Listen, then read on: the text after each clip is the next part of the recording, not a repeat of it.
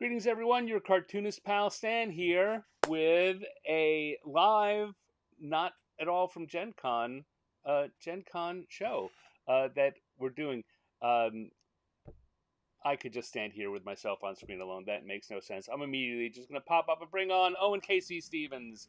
Hello, Owen. Hi, folks. This is our annual Convo on the Couch show, which sometimes is live in Indianapolis, but more often recently has been live on the internet. I have not been live in Indianapolis since 2019. So it's been a while. But this did start as a thing that you or we, I think you started it on your own, and I just kind of jumped in because that's the kind of friend I am.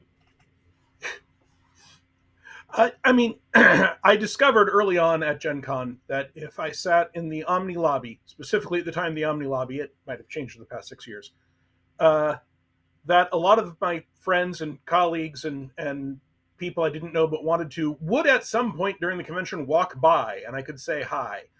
Uh, and that was a shorter walk than the convention center if I was staying at the Omni. And there's a bar right there, and it's air conditioned. So I spent a lot of time sitting on a couch at the Omni saying hi to folks, and I would do the same thing at PaizoCon while I worked for Paizo, and I would do the same thing at SoonerCon, which is the local Oklahoma convention that I haven't been to in 6 years, as opposed to other conventions I haven't been to in 6 years. And I've even done it when I'm a guest at various conventions. It's just an opportunity to hang out. And for a while, I started having a placard with my name on it that I would put at a coffee table in front of me while I was on a sofa, which it's not so much that people who had no idea who I was would see my name and think they wanted to hang out with me. I had several of them tell me, if you've got a placard with your name in front of it, it's an invitation to come say hi, right? No one felt like they were bothering me at that point, because over and over and over I'd have people say, "Oh yeah, I saw you talking to 9 people and I didn't want to bother you." And I'm like, "Yeah, I was having a private conversation in public with drinks People. Well, with but I mean, 9 it's other nice people." of them. You know, Totally, but I wanted to have a way to seem inviting, and one of the people I frequently wanted to talk to, and someone that if I was sitting next to other people I wanted to talk to would come by, was Stan. So yes, it was often Stan and I sitting on a sofa. And then when I missed a PaizoCon, the nice people at Legendary Games posted up a social media post where they'd taken a cardboard box, they'd written "Convo on the Couch" and put little miniatures on top of it, and said that they and others missed hanging out with me on the sofa at PaizoCon. So then Stan had the brilliant idea of doing this, as a stream, which again, much shorter walk. right, right, and it's very easy to serve the same function, right? What we would do is sit down on the couch and just start talking, and if anyone had any questions, we'd answer them, and we'd tell stories, and like you say, well, one of the best ways I've found wherever I am, if I don't know where someone's going to be in a large area like a convention, but I know they're on the move, it's probably just as good to find one place and be there, right? And in fact, for other people, it works even better. Like if you're looking for me, that's a place to start. I will be there a lot, and that's a good place to look for me. Stan, your volume level is much lower than Owen's. That happens to me. See, that might have nothing to do with electronics. The fact of the matter is, in the real world, Stan's volume level is much lower than mine. Not as true as, not always true. All right. So, but if I come In here, chat, wow, we've no, got my input level is Jacob way low. Blackman. Okay, we'll fix your input level then. All right, there we go. My input level is now much And higher. I carefully noted to people that we might have. I never want to say something when the host's input level is low, but apparently I should have. Yeah, no, always, always. Except now Stan seems frozen, or I'm frozen. Somebody is frozen. Can you hear me? You're. I'm not froze. Are you froze? Hello, David Schwartz. Jacob Blackman is here. Michael in chat is here. Now it's louder. Okay, well now I'm louder, and now Owen is not moving at all. So I'll tell you one of the things we've had a problem here already. Because we have another guest who's going to be with us, but we've been having technical difficulties. This is why we were a few minutes late starting, and right now the technical difficulties seem to have caught up to Owen, which makes me fear that it's probably on my end because I'm the oh god, again it's saying I'm offline. Oh, Comcast on a Friday afternoon is gonna give us trouble. Maybe just a touch lower. God, you want me to be subtle about this? All right, now both of my co-hosts have disappeared from my board. There, it is now a touch lower. We'll get this. We'll work it through. But right now, all you got is me. Sorry, but I'll do my little vamping, chatting bit, and see where we go from there. I'm guessing that Owen and our other guest here's one person coming back on, who's in the green room right now. That's good. And so that is good.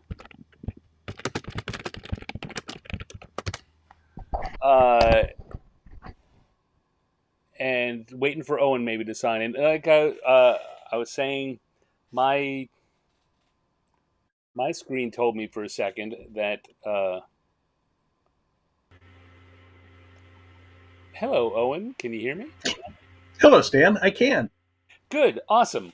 So apparently, I was the one that didn't freeze because everyone in chat's telling me they could still hear me. But I do think that I may be the problem. So there's not much I can do about that.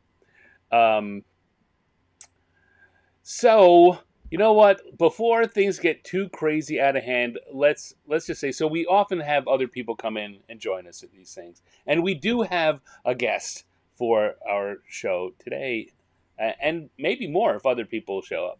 But right now we've got Dustin Knight. Oh, got him just as he was scratching his nose. That's my gift. Hello. Hello. Dustin, Hey, Dustin. For those who don't know you, please introduce yourself. Hi, my name is Dustin Knight. I am the current designer for Starfinder 2nd Edition, working at Paizo.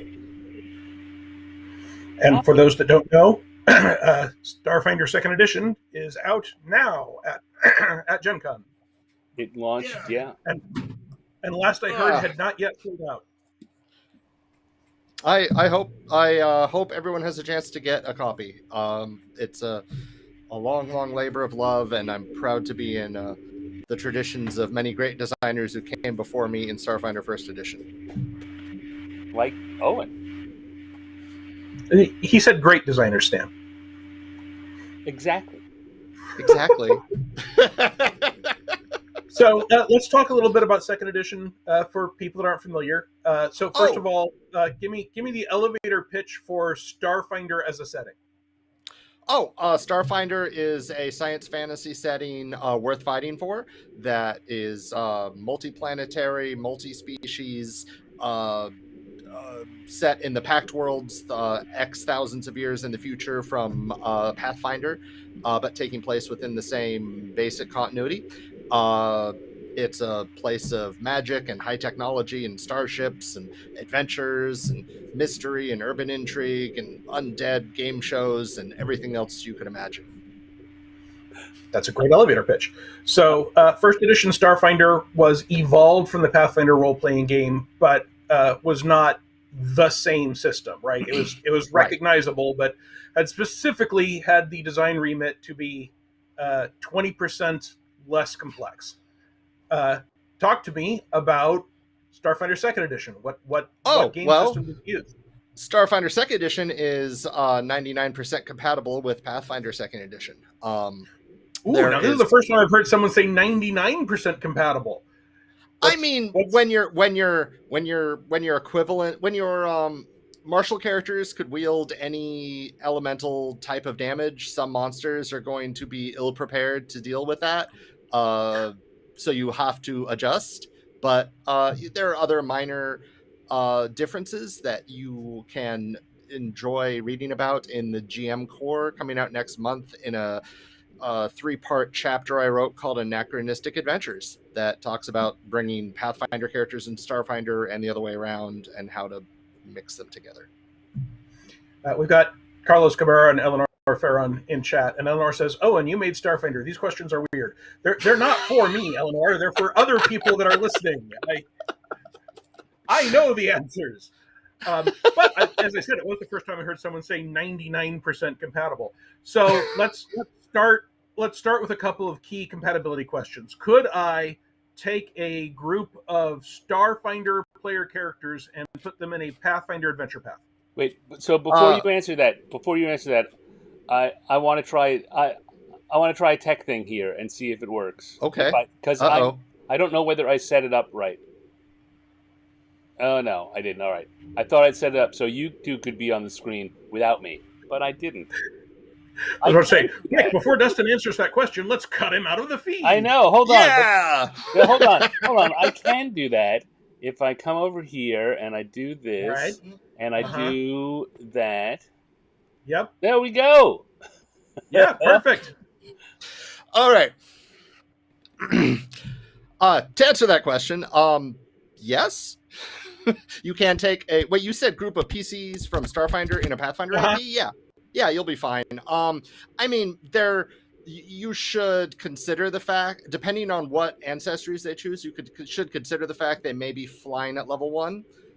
You should consider the fact they'll have some environmental protections, but they're not as ubiquitous as they were in first edition. Sorry, Owen.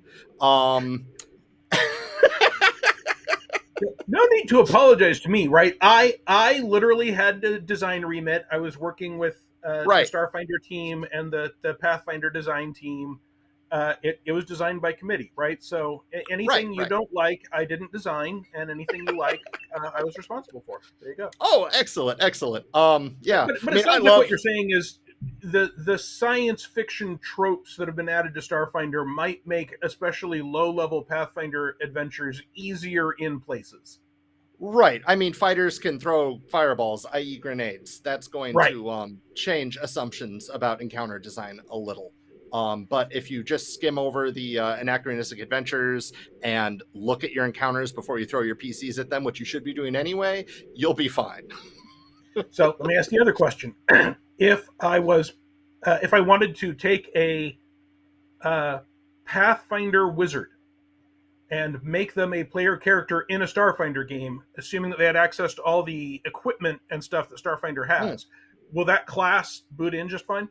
100,000,000%. You'll be great. In fact, you could then take a bunch of spells from Starfinder and learn those as you level up and go along, because you'll probably find a bunch of, technomancers who have the same spells known, and could ask your GM if you could write into your spellbook from their spell cache, which you probably could.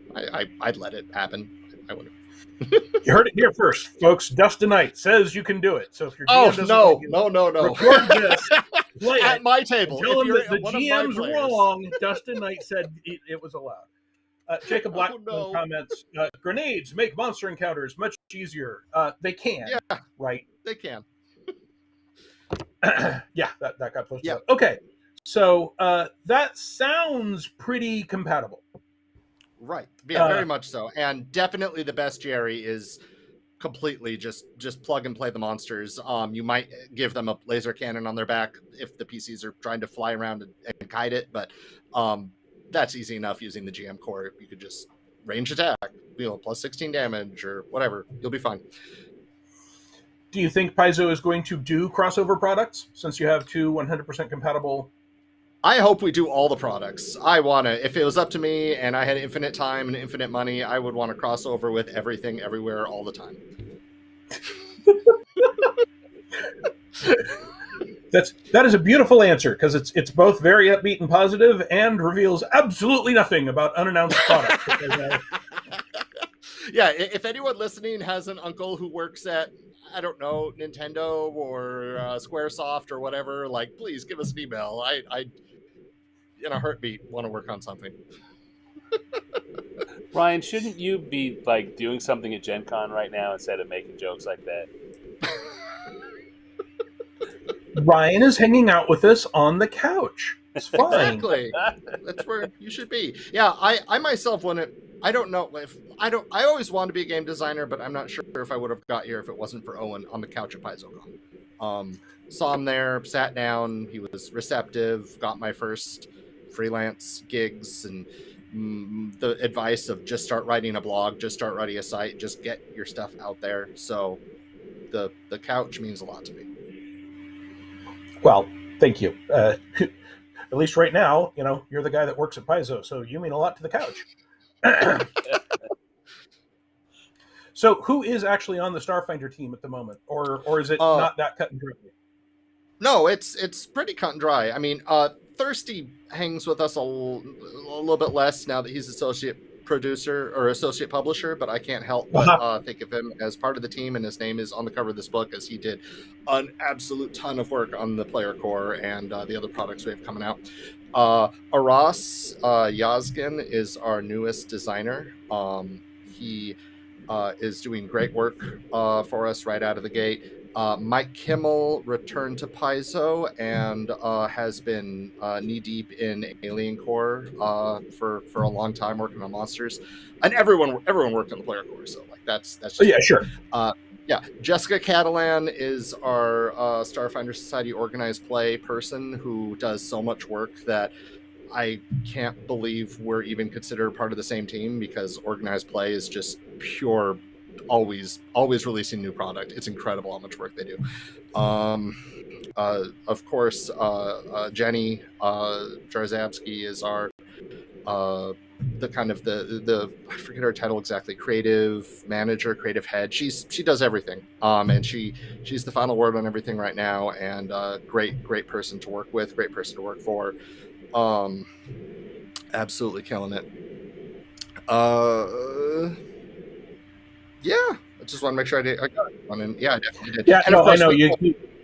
Scores of editors, artists, art managers, marketing people, brand people, warehouse people. I mean, this book would not be in your hands with just the five of us and our Word doc file.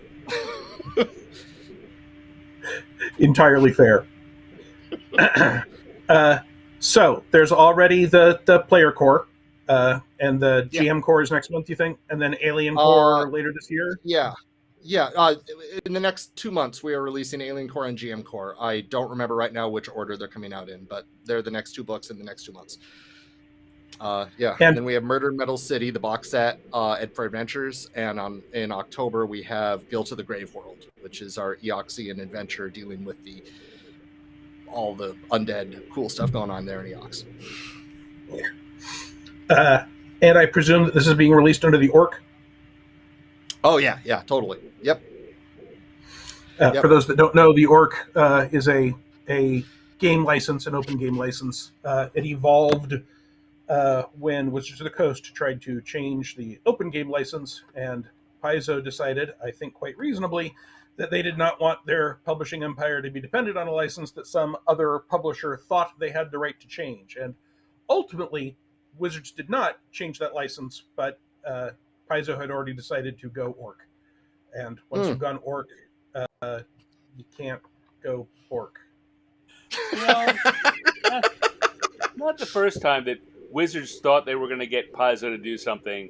Paizo did something else, and then Wizards couldn't undo it.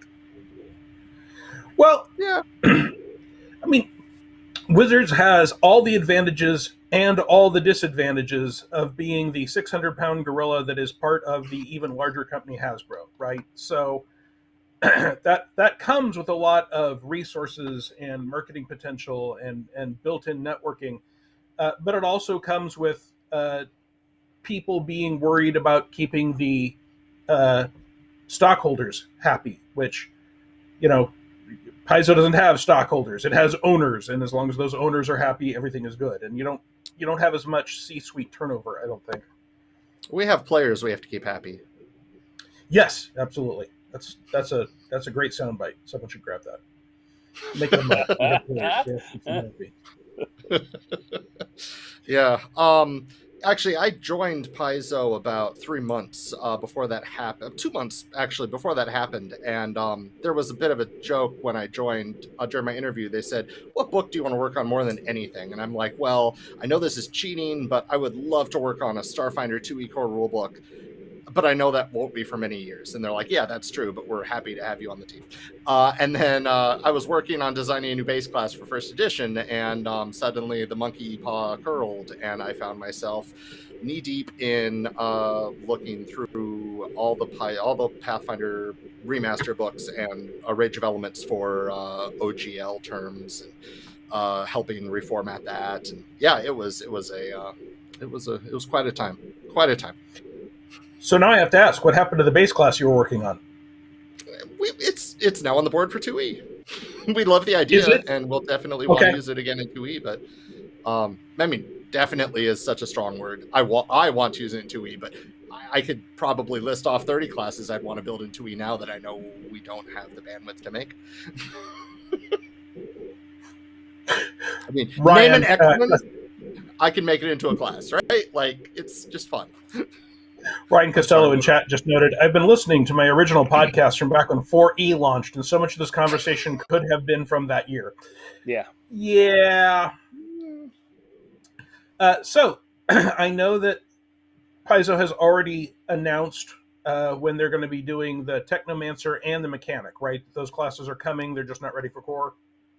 Correct. They are still in playtest, and they are still under immense design and development behind the scenes. We are still working through all the kinks. So what about things like the Vanguard and the Precog and other Precog is a Witch Warp subclass right now, option. Okay. Right now. But those other, I mean, like I said, I'd make 100 classes. I love all the old classes. I don't know which ones will or won't come back, which ones we'll find are better for an archetype or a subclass, which ones. But we are trying to stay very, very devoutly, not to the point of unplayability, but devoutly resonant with Starfinder 1E's vision. When I was working on Starfinder, we kept a weather eye on what Pathfinder was doing, but it would never directly impact us. I have to assume that you are perhaps paying more attention since it's supposed to be 100% compatible, so whatever they do. Well, the last 6 months, I've been a little lax on it as we approach Gen Con and get all of our ducks in a row. But I go to the Pathfinder 2e design meetings, and especially when we see something that looks like crossover, like the Commander and the Envoy, I was helping playtest the Commander a little and making sure that there wasn't as any major crossover. I mean, there's going to be some, it's the same game, but making sure there's no problems having a Commander and an Envoy in the same party feel like they're the same character.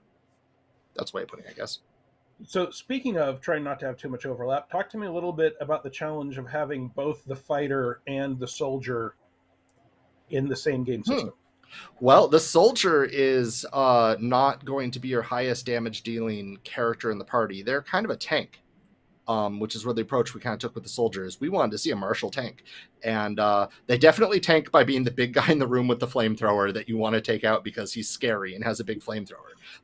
So they're kind of like tanking from an area control point of view of like, here's the big spread. You want to get out of the spread, but your speed is now reduced. You want to take me out before I keep debuffing you. And they could take a lot of hits. So they're much more defensive oriented than a fighter. Plus, their main thing is AoE damage. Like I imagine a whirlwind attack or swipe, whatever that feat is called. Fighter will be very, very similar to a soldier, especially a melee soldier. But even then, I think there would be significant differences because the soldier's throwing out way more debuffs than the fighter, who's doing a little bit more damage. Did you play test having a fighter and a soldier in the same team? Did you play test having a fighter and a soldier in the same team? Did you play test having a fighter and a soldier in the same team? We play tested having a gunslinger and an operative. We play tested, I believe, having a cleric and a mystic. We did play test with Pathfinder classes, yes, and it always ended up like, yeah, that worked fine, and they feel different. This is great. We did have a moment where the mystic tried to heal the gunslinger using a spell where you cast a spell through their phone to make their phone ring their special theme song that heals them. And he was like, I was teleported here from Galarian. I don't have a phone. And we're like, oh no.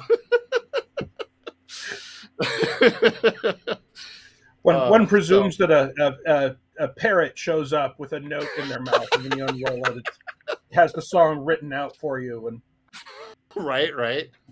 Yeah, and BSA, for anyone watching who's playing Starfinder, your armor has a phone in it. Like, it's good to buy another phone, but your armor has a phone in it. And that's the same PSA I gave at SF1 to all my players. Your armor has a phone in it. It was surprising one of the things that I've noticed about players of D20 style games is that they will frequently zero in on the named rule of their stuff and then not read the chapter opener or the general category, right? So the number of Pathfinder, and before that 3.5 D&D, and before that 3.0 D&D, who did not read the magic section, so that they did not have the, there are general rules about how evocation and divination and transmutation work, and people just not read that necessarily. And the same was often true of equipment and feats. And so you would have questions like, I didn't read the general descriptions of the armor. I read this one armor, so I know what that armor does. Right. Yeah, that's a challenge. We had that with some feedback on the operative. All the stuff they do is when you're wielding a gun. Gun is not a weapon category except in the operative class. So you have to see the sidebar where it says class terms, and one of them is gun, and this defines what a gun is. But it can be very easy to miss a sidebar, so we've adjusted where that is, I believe, in the final version. So if someone wanted to get into writing for Starfinder 2nd Edition, what should they do? They can email, I'm just going to say me, so I don't give somebody else's email address out there, but you could email dustin.knight@paizo.com, and just make sure you tell me what you want to write, because we have different developers for player-facing content rules or monsters or adventures. And frankly, tell me stuff about yourself, not personal, but like things you like. I like these movies. I like anime. I like whatever.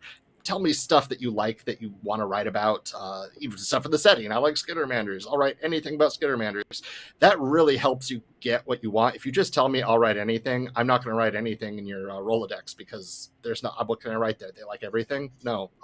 And when I'm looking for specific freelancers, if the assignment happens to be there and you have that, I like this in your notes, I will go, oh, awesome. There's somebody who is enthused to write about this. I like lasagna. Space lasagna. I mean, you joke, Stan, and you joke well, but I mean, if you were to write, I'm a big fan of adventures with culinary ties and cooking, and I mean, one of the iconics in Starfinder is a barista, right? So if you wrote that you have experience working in a coffee shop, that could actually be relevant to an assignment.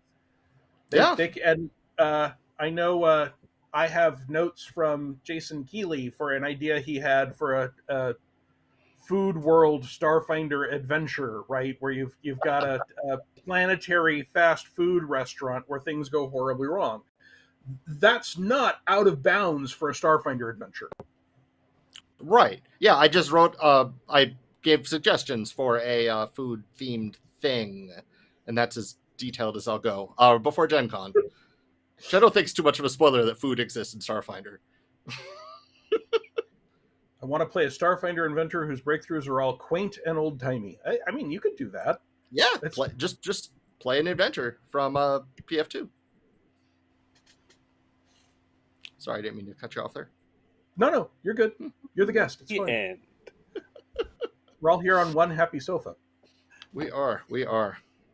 And I would have had a better background if OBS didn't keep crashing. But I don't Well, know. I think I prefer seeing your library and your plushies.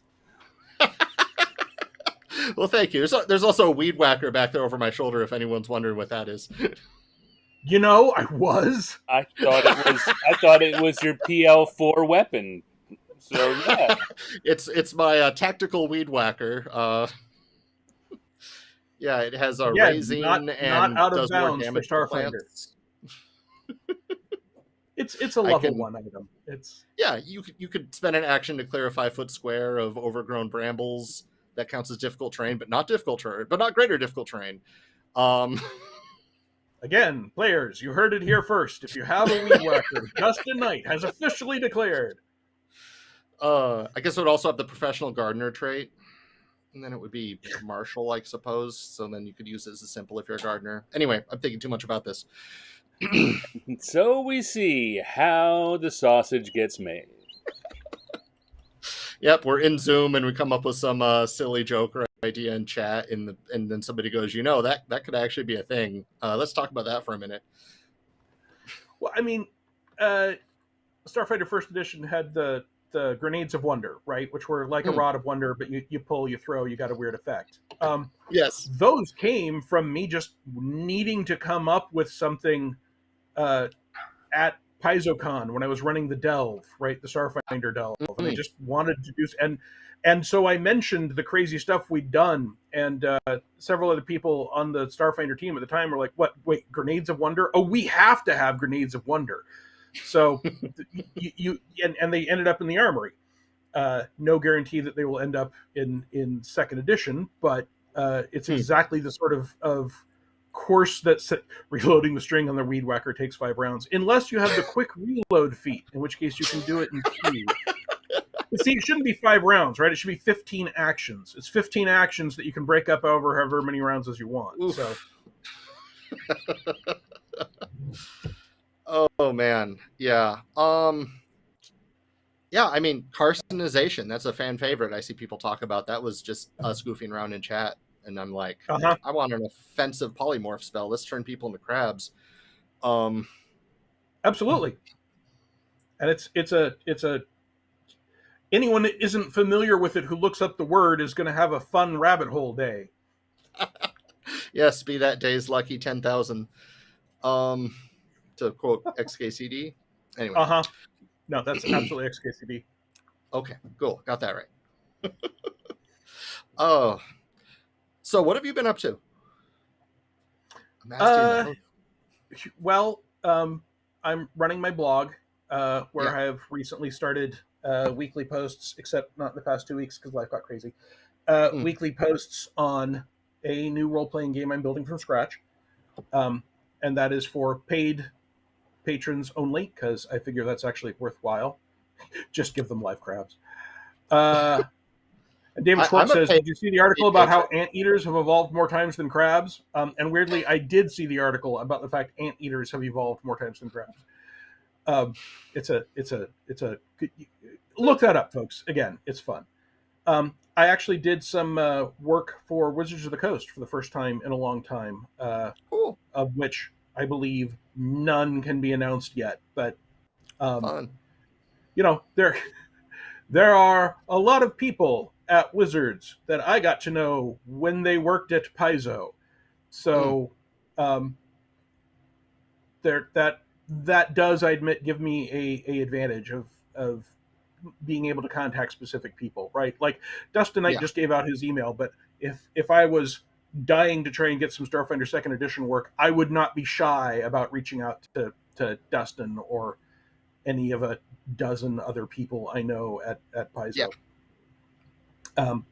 But those have been the primary things, keeping the Patreon going, which I believe Stan has a URL he can throw up for my Patreon. And I put up 2 or 3 articles a week, sometimes 4.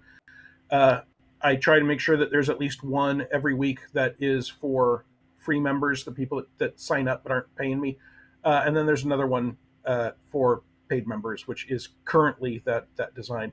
And then also I'm writing a story based on some art by Dean Spencer. He had an art contest for short stories, and I was inspired and pitched one. So that's another thing I'm working on. And then I've still got the 52 and 52 stuff from the year 2000, which I need to finish up. But we had, let's see, the pandemic, and then I moved twice, and then I got a cancer diagnosis, and then we moved again.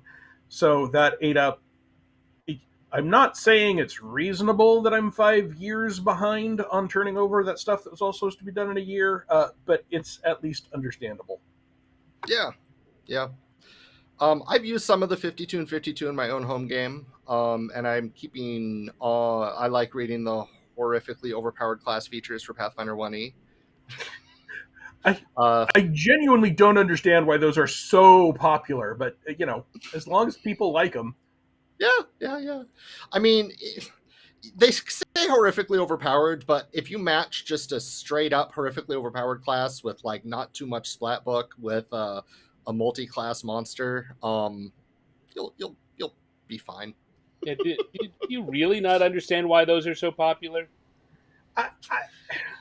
So a certain level of popularity, I understand. The level of popularity they have, no, I really don't get it. I'm not. I don't have to, right? If that's what the people want, I shall design horrifically overpowered content for them. Excellent. And I have now done nearly every official Pathfinder First Edition class. I think I'm missing. Let's see. Vigilante and Summoner. That might be it. Dura and Vampire Hunter. Yeah, so I've got to decide if I consider those official classes or not, right? Most people already are aware of the Andorra and the Vampire Hunter, and they were done by Paizo, but they're not in hardbacks, and they were not for Golarion. Right. I mean, I might do it just to be a complete completionist. But for example, they're also, I believe, not on Archives of Nethys. Maybe not. I don't know. I think they are. It doesn't matter. If they are, I don't think they show up when you click on the classes link. So they are on d20pfsrd.com, which I also use, but of course it's got a ton of third-party content. No, they are not on Archives. Yeah. You're correct, sir. So I would have to link to them. Yeah. So are they official? When Eric Mona was writing the Sword Devil prestige class for the Red Sonja comic, I took a development pass on that. And is it official, or is it just something that and in that case, Paizo didn't even publish it, right? It showed up in the back of a comic book. But it was Paizo created, Paizo developed content. Right. I mean, I my first ever Paizo assignment was the back of a comic book for the Starfinder comics, Angels of the Drift, and I was that was my first time I realized how much creative control we have just as designers. When I'm like, hey, Thirsty, can I write this ancestry? This is kind of dumb, but I love it. Can I write this? And he's like, yeah, sure. And I'm like, and then it becomes canon. Yeah, sure. Wow. Okay. It's that easy. All right. I thought I'd have to meet with 3 people minimum to get this through, but okay. After you realize that we've got power, space walruses.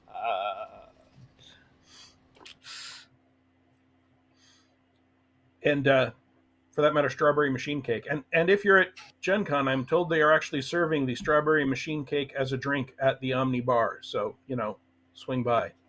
Yeah, we're trying to figure out a way to get it shipped back to people who couldn't make it, but I don't think that will be a possibility. Hey, Lee Patterson is here. David Schwartz wrote, Vigilante equals Batman. Horrifically overpowered Vigilante equals Superman? No, horrifically overpowered Vigilante equals Batman from a different comic. Right? Batman's power level varies wildly. So you've got the Batman that has to hang out on its.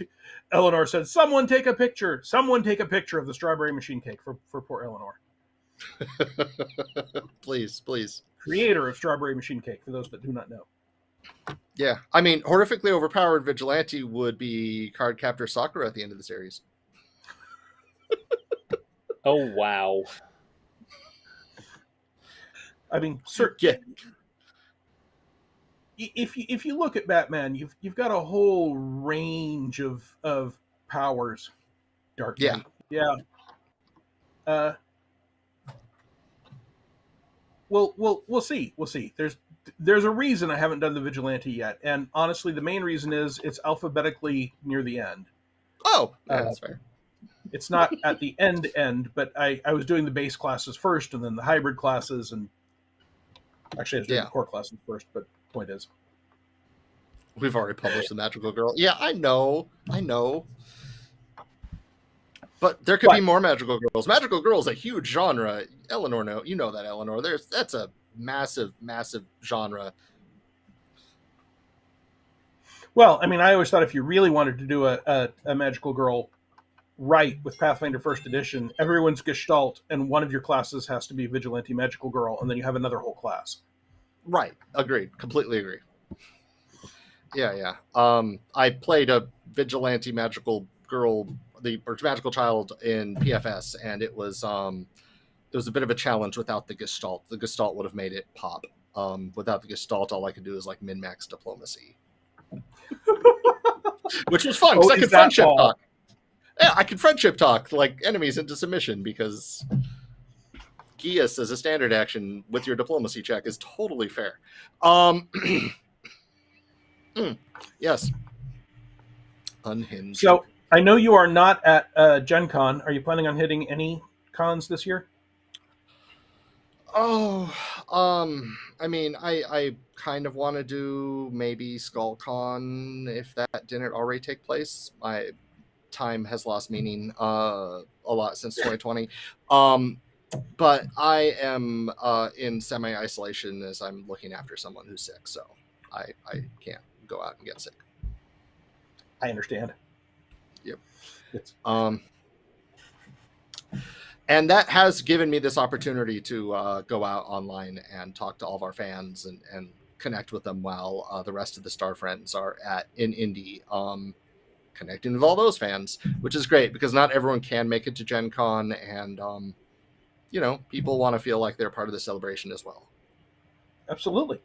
Is all the rest of the Starfinder team there? I believe yes. One is there using on his own time, I believe. I'm not sure the details because I'm not his HR rep. Like maybe he is paying overtime or something. I don't know. But I think he's there on his own time while the rest of the team is there representing Paizo in official capacity. Yeah. I did that while I was at Paizo several times. I'd go to Gen Con on my own dime and just get hours of credit when I did a seminar or something. I was planning to go to Gen Con. Let's see. From Mastering the Game RPG, I was planning to go to Gen Con, but we are now trying to move across the state. Once we move, I'm moving to go to Yukon. I can't pronounce that. Michigan might end up at Grand Con in Grand Rapids. I've been to Grand Con. It's a good con. Ypsilanti. Ypsilanti is how that's pronounced. Is that how you pronounce it, Stan? Yes. Oh. Okay. Yeah. I too have moved twice since 2020. I moved from Kent to Redmond, and now I've moved from Redmond to Minnesota. And yeah, I'm loving it here. It's quiet. It's nice. I really like it here, but it has been a lot of work, and the team has been very forgiving of me having team meetings inside a hotel. Inside a hotel room with 2 beds behind me, and yeah. Well, I mean, all of Paizo is remote now, right? Right. We have an office that could be used if you sign up to use it, but yeah, we're all remote and we're all over the place. So we have 2 team members in Canada, one in Oregon, one in Washington, me in Minnesota. Yeah. Cool. Stan, you want to leap in and have a question? No, you're doing good.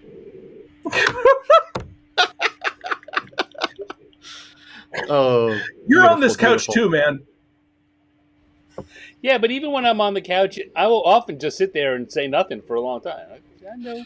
I will admit hard to manage they're hard to manage when there's 3 people. It's very easy to overtalk, and so I'll throw in a comment, but I'll keep it brief unless I have something useful to add, in which case I'll grab the talking stick. Also, Fair, I fair. can mute both of you anytime I want. Oh, that's great. But mostly Yeah. you won't. Yeah. No, I use my power wisely and fairly. You were saying, Dustin? I was gonna say, let's say like talk about muting. I will admit one of the harder aspects of this has been not being able to say anything for 2 years. I mean, the playtest gave me some room to talk, but yeah, the NDA is a challenge because you get that enthusiasm and you want to keep it for 6 to 8 months to a year, so that when you talk to people like this, you could just ramble off on stuff. Sometimes I'll write myself little notes and tell myself that when the con happens, I'll look at the note and regain some of the enthusiasm, and that helps a little. But yeah, it can be a challenge, like you said, with the Wizards thing, not just wanting to talk about what you're hyperfixated on while you're hyperfixated on it. Yeah. Ryan Costello from chat asks, what was the most surprising discovery during the playtest?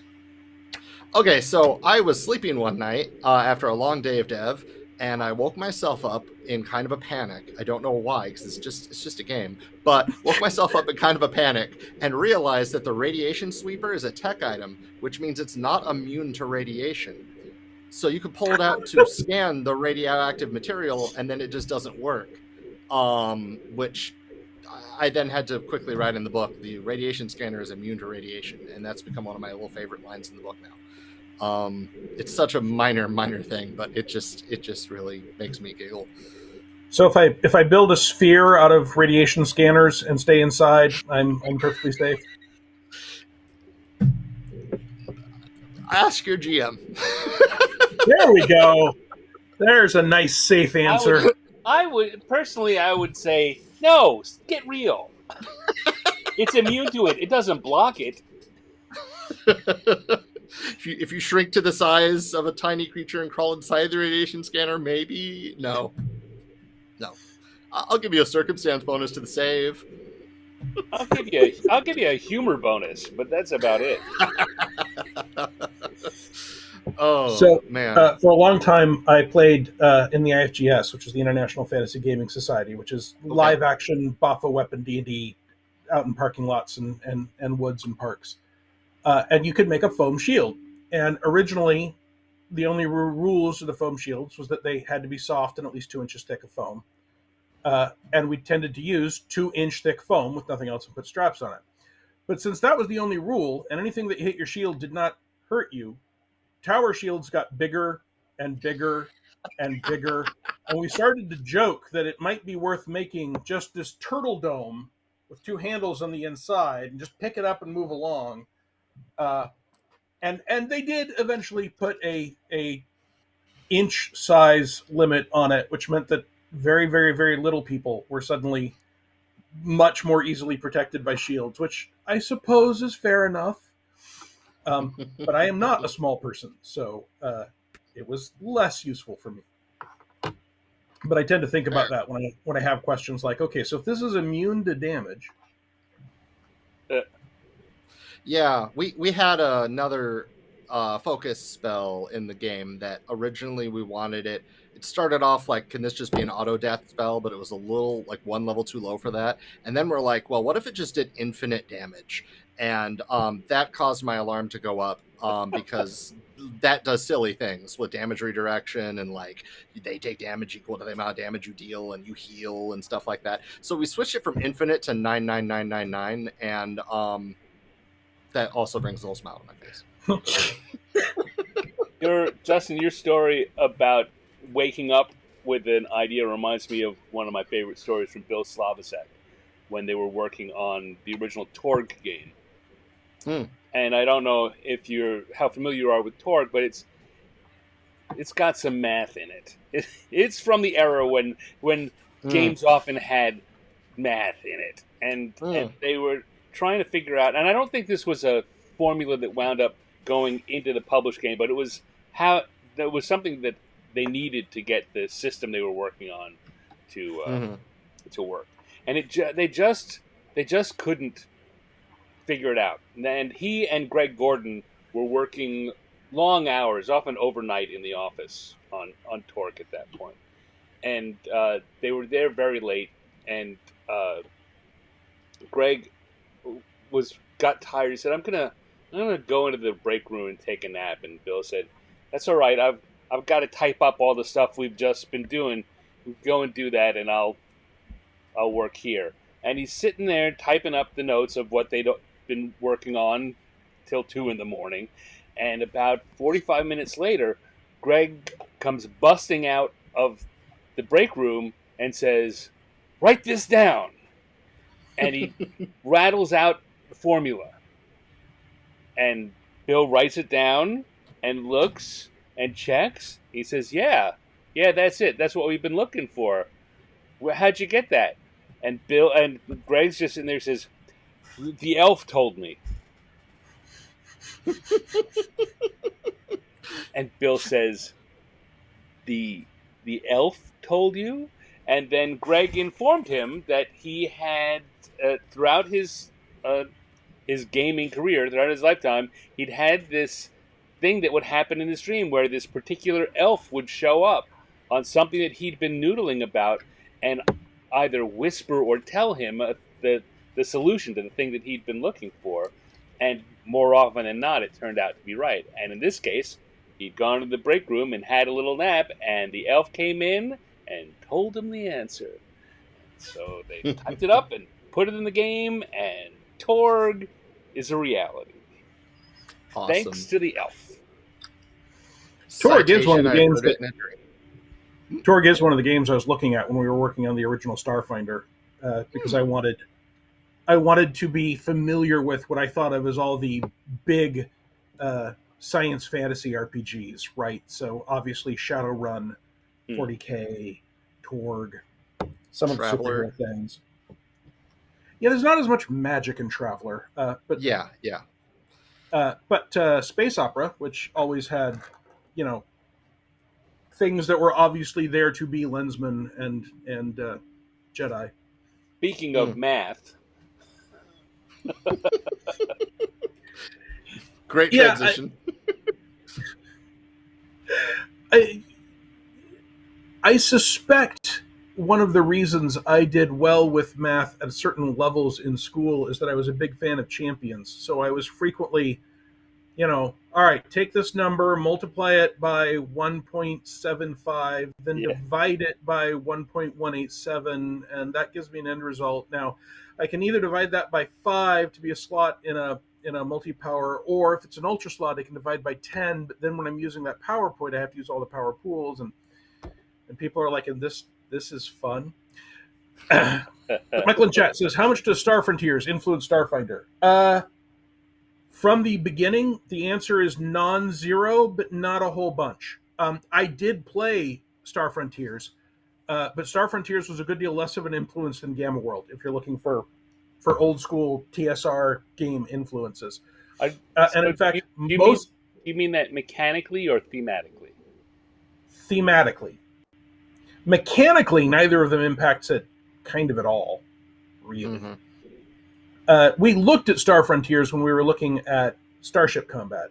But Starship Combat was sort of all Jason Bullman in first edition. He put together that system separately, and because we had so much work to do and so little time to do it, I was specifically forbidden by my project manager at the time, James. I was forbidden from trying to understand or change the Starship Combat rules. So I play tested them, but I wasn't allowed to muck about with them. And therefore I didn't worry about it much. Well, we are still in the midst of playtesting our Starship Combat rules, and we're liking it so far. But now you've got narrative rules in the core book, right? We have narrative rules in the GM core. Okay. Yeah. Narrative rules in the GM core. The next Starship Combat is a lot more robust, and but we're making sure that you can still use as much of your character sheet as possible. Yep. I am looking forward to that. Do you think there'll be a public playtest of those at some point? I hope so.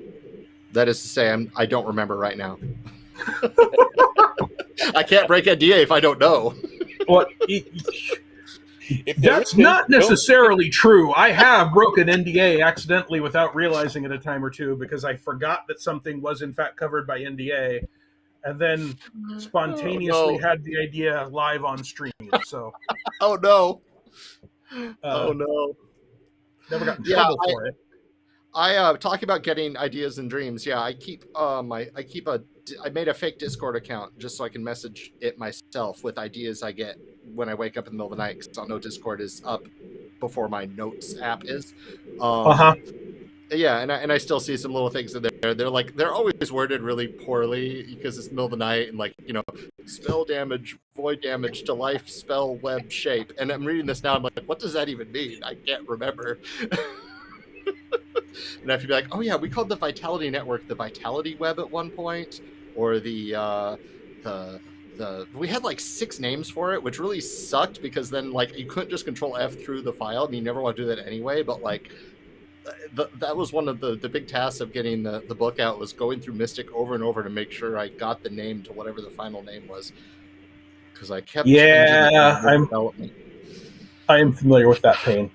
And working on and putting out a core rulebook is just a little different from any other RPG work. I have done it a stupid number of times now. And I cut, most of the people on the first edition Starfinder team hadn't done that. Several of the people on the Pathfinder design team who helped us with the core engine, and then Logan and Mark Seifter came and put in yet more work because we need more hands on it. But most of the people that were the dedicated Starfinder core after that hadn't put out a core rulebook, and it's just a little different. And one of the problems, of course, is that Section A refers to Section B, Section B refers to Section C, Section C refers to Section A, and you can't write them all at the same time. So you have to go back and be like, okay, what language did we use here? Do we want to standardize it? If we standardize it, do we lose some meaning in these other cases? Do we need to standardize 2 different versions of it? In which case, where are we going to write down that we've standardized 2 different versions of it so that we can give that to people? Mm-hmm. Our godsend for that was Galaxy Guide, which is been in stores for a couple of months now. It's the setting gazetteer for Starfinder. And it was something that I think we even wanted to do before we knew we were going to do SF2, just as a PF2 kind of thing. And it was our savior in that final run through development of Player Core, because it was to the printer. So if it was in that book, we had to go by that. Wisp Ally is one of my favorite spells. You get a little wisp and you could have it go out and it was in SF1, Wisp Ally. Yep. So Wisp Ally is one of my favorite spells, and it was almost on the choppy block for space. And then I remembered that I put it into an archetype in Galaxy Guide, and I'm like, yes, we get to keep it in because it's already printed once. But a lot of stuff that's been cut, we're looking for space in future books. That from the playtest. When we did the playtest, I assumed, maybe it's just my own lack of self-esteem, I assumed a lot of stuff from the playtest would be the players wouldn't like it. And I was dead wrong. They loved so much of it that we're like, every cut is painful. Yeah, so lesson learned there. Yeah, it's Stan is just staring at me blankly because he has also done a bunch of yes. Well, that's not blankly, Stan. That's so. David Schwartz asked, "Are the narrative Starship rules something like the chase rules?" And I assume that the answer is no, not really. No, not really, but kind of they're kind of in the same orbit as Chase, and I can't remember the other systems in that right now. All the systems in GM Core that you've learned to love from PF2. Hacking. No, not really, but kind of. I'm gonna have to put that into my use this answer frequently list. You could see a broadcast with Thirsty, I think, at the beginning of Gen Con that should have a VOD somewhere where I think he goes into a little bit more detail, and you should probably watch it anyway because he has the authorization to say stuff that has not been spoiled elsewhere. So stop bothering poor Dustin, who's not allowed to talk about it. And Oh, that's a good another question. question: when designing a game, how much does lore and narrative, such as short story, have an impact on game design and vice versa? That's a great question. That has a super complex answer, which varies from game to game. Yeah, I was about to say, I think it has a very simple answer, which is it varies. um, that's not necessarily super satisfying. Now, Yeah. Some of it, right, becomes like what Dustin was saying. What did we say leading up to this, and therefore, what are we stuck with? Like before we had any of the classes written for the original Starfinder, there was a piece of promo art which had a Kasatha holding a rifle and casting a spell. So we had to make sure it was possible to use a rifle and cast spells.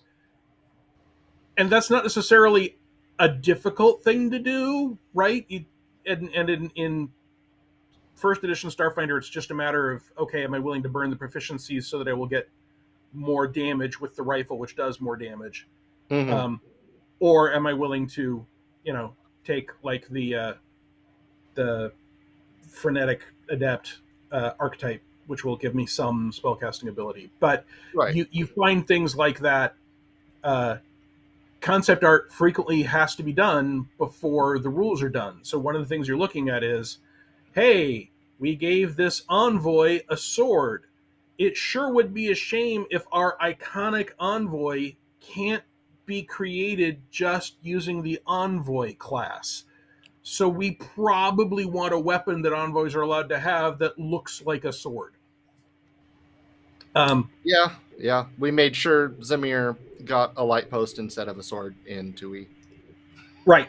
Yep. but that also, there are a lot of problems we make for ourselves, and that we as fans make for our game designer friends when we assume that just because we see something, we understand the context of why that image happens. Just because it showed up in this picture, it has to be true for the game as a general rule. Just because it and that flies very deeply into when you're doing a game based on a licensed property. Uh-huh. Right. Yeah. Owen gonna pull out any number of Star Wars stories about things that they do in the movies, or they did in the comic, or they did in a novel. How that we have a general rule which says you can't do that because mechanically that was possible. J.D. Weicker, when he was working on Marvel stuff and Star Wars stuff, same kind of thing. Anytime a new issue would come out and Spider-Man would do something he'd never done before, suddenly it's like, oh, well, what rule do we make up for this? And yeah, that's where that answer of it's a special effect. It was a one-time deal. I think it's not satisfying but because the answer goes back to why in the comics doesn't he do that all the time? Because it worked so damn well. Mm-hmm. I mean, it depends a little bit what you're talking about, right? In Jedi, Darth Vader throws his lightsaber, and up till that moment, there had been no thrown lightsabers, and it doesn't work that well, right? He doesn't hit Luke; he just cuts down part of a catwalk, and one assumes by the time you're Darth Vader, catwalks are not a major threat to you. But works pretty damn well. It came back to him like a boomerang, which is right. And he's force telekinetic, clearly. If only there was a technology to propel lasers. We ended up making the throw lightsaber feat, so that you could take a feat so that you could throw your lightsaber and it would come back to you.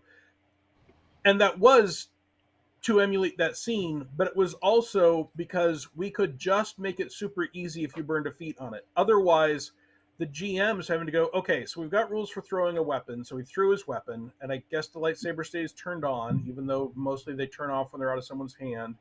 And then he hits it, and then he did damage, and then I guess on his next move, he used telekinesis to grab it back, and Luke didn't have a turn. And it's just so much easier for the gameplay to say, take the feat, throw the lightsaber, it comes back to you, done. But I do think there is a legitimate question when we're not talking about licensed properties, but we're talking about having put out short stories and images as representative of what you're doing with the game, of saying, if we can't do those things in the game, then they're not representative of the game. Right, 100%.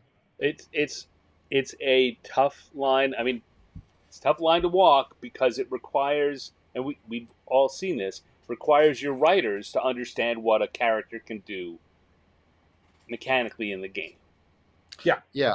I highly recommend MBT check out Mark Rose, like just Google Mark Rosewater bottom up, top down design. He has some good lectures on his podcast and blog articles over the years, because like he's the head, I say hesitantly, designer of Magic the Gathering, and he goes into how, like, even not just within the same game, not just within different sets, but even individual cards, they have certain buckets they have to fill with. This is a top-down card. This is a narrative first card. This is a mechanics first card. And we definitely get into that with our feats. I wrote a feat for the Pathfinder 2 Core remaster. I originally called it Blade Break, but I think it got a different name. It lets a fighter slam their swords into a wall to stop themselves from moving if they get pushed or fall down or something. It's not a great feat. I can't see anyone taking it unless they use the fighter ability that lets them take a feat during downtime because they know they're going to, like, the elemental plane of air or something. But it's an example of, like, there's a cinematic I want to recreate, so let's make an ability for it because we do have this hole to fill. We need a feat here, and it shouldn't be something that's too mandatory for a build. And there's always going to be those abilities where you just see a cool scene and you want to recreate it, even if it's not already from a movie or a game. Like the Show Bad released last week has the ability where they throw an enemy in the air, and then with their extra 2 arms, they fire at them with a sniper rifle before it hit the ground. That is purely just a cool idea. It's going to be memorable when you get to use it. It's high enough level that you won't do it every combat for the entire campaign. But it's definitely narrative first. There was no mechanical niche for yeeting people in the air and then shooting them out of the sky. That's Yeah, that sort of thing sometimes people refer to as the rule of cool, right? The point of the game is to be fun. So sometimes there are fun. I know, right? There's a stand in a cartoon of me saying a game should be fun. It seems like such a formative base idea that you shouldn't have to mention it, and yet I have been in 3-hour-long conversations about how to do something in a game where the idea of what's fun never came up. And there are things that help make a game fun that are not necessarily fun to design. But sometimes what you're trying to do is cut off an entire line of complaints you know are going to come.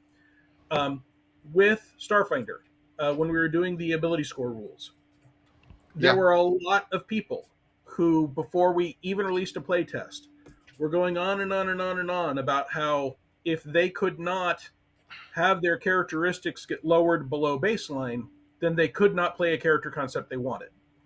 And what we saw in organized play over and over and over is that when people lowered their characteristics, it was so that they would get points back that they could min-max and put somewhere else. So they would lower a characteristic that wasn't important for them so they could raise up one that was. But this was a major piece of feedback, and it happened again when we were releasing the playtest. It was a major piece of feedback. So in the final rules, I just added the rule that, hey, if you want to, for game for your character narrative purposes, because it is important to your character concept. If you want to lower one of your ability scores below the starting point, you can do that. You don't get any points back for it. You are making a Yes. role-playing choice.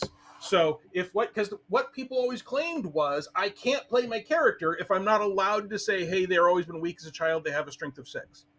Okay, you can say that. The game has given you permission to do this thing that will universally make your character weaker. And not once in the, 8 years since that came out, not once have I seen someone do that with their character. But we didn't get a single complaint. Not a single person came out and said, hey, I can't lower my starting strength, therefore your game is subpar. Fair. Michael in chat says, I've been hearing the phrase often. What does Dustin mean by narrative first? Sometimes you write a feat because you have a cinematic in your head. Like the Mystic has a feat called Cloud Storage, where they could put items, weapons, whatever into a astral space, and anybody in their party could pull those weapons out of that astral space. There's no reason the Mystic needs that feat. It is strictly a neat thing they could do. It's cool. It serves a narrative, and I would love it between combat during downtime when I'm playing with my friends and role playing with them, that I pull a hammer out and hit you over the head or something. That was just the first thing that came to mind. Great, cool, it's a thing. Other things are mechanical first. The class needs them, for example, like the ability to split up your hit point transfers to multiple allies. By level 4 or 6, when you can take that feat, not every Mystic needs it, but if you want to heal and you have a big party and you don't have a dedicated tank, you'll probably want to take that. It's a niche that's necessary. I did not think of the fantasy of healing multiple people at once. It was strictly looking at the class and going, it has this limitation. It needs an ability to break that limitation. So it's a mechanical first, not a narrative first. It's something the game needs, not something that I was inspired by because I had an animated scene in my head of that thing happening. Yeah, if you are making a unarmed combatant class in a game with a lot of weapons and armor, for example, you need, mechanically, for that to make sense, for them to be able to do some sort of unarmed damage that other people can't do, or they are not useful and functional. On the other hand, if you are specifically giving them the power to scream and focus and have little lightning bolts come off their forehead for a round before they hit someone harder, that's not something that you have to have for that class, but that is something where you've watched a lot of Dragon Ball Z and you want to give them that ability so that they can have that moment. And of course, It's not just Dragon Ball Z, but yeah, there was a barbarian rage power from a player companion where the light gets darker around them when they rage, and that's such a cool narrative moment to just be like, I'm so mad the light's afraid of me. Like it's such a comic book moment of suddenly you see the hard shadows on the hard chiaroscuro shadows on the character as he stares you down, and you're like, oh, now I know he's mad. There's no reason a barbarian needs to make light go away. It's not a thing the class needs to function better. There's no good combos with it that I know of. Someone will prove me wrong. I'm sure there's something. I'm sure there are. Yeah, no, totally. But there's some barbarian rogue multi-class Blood of Shadows variant archetype that combos with it, I'm sure. But yeah, no, that's not why it was developed. The Shadow Dancer wants to be around that barbarian all the time. Shadow Dancer doesn't need a barbarian. You can just send the Shadow off to deal with all the enemies while you sit down and role play. You'll be fine. And especially in a role-playing game, right? You want things that aren't just mechanically necessary. You want people to be able to have things that are just cool and fun.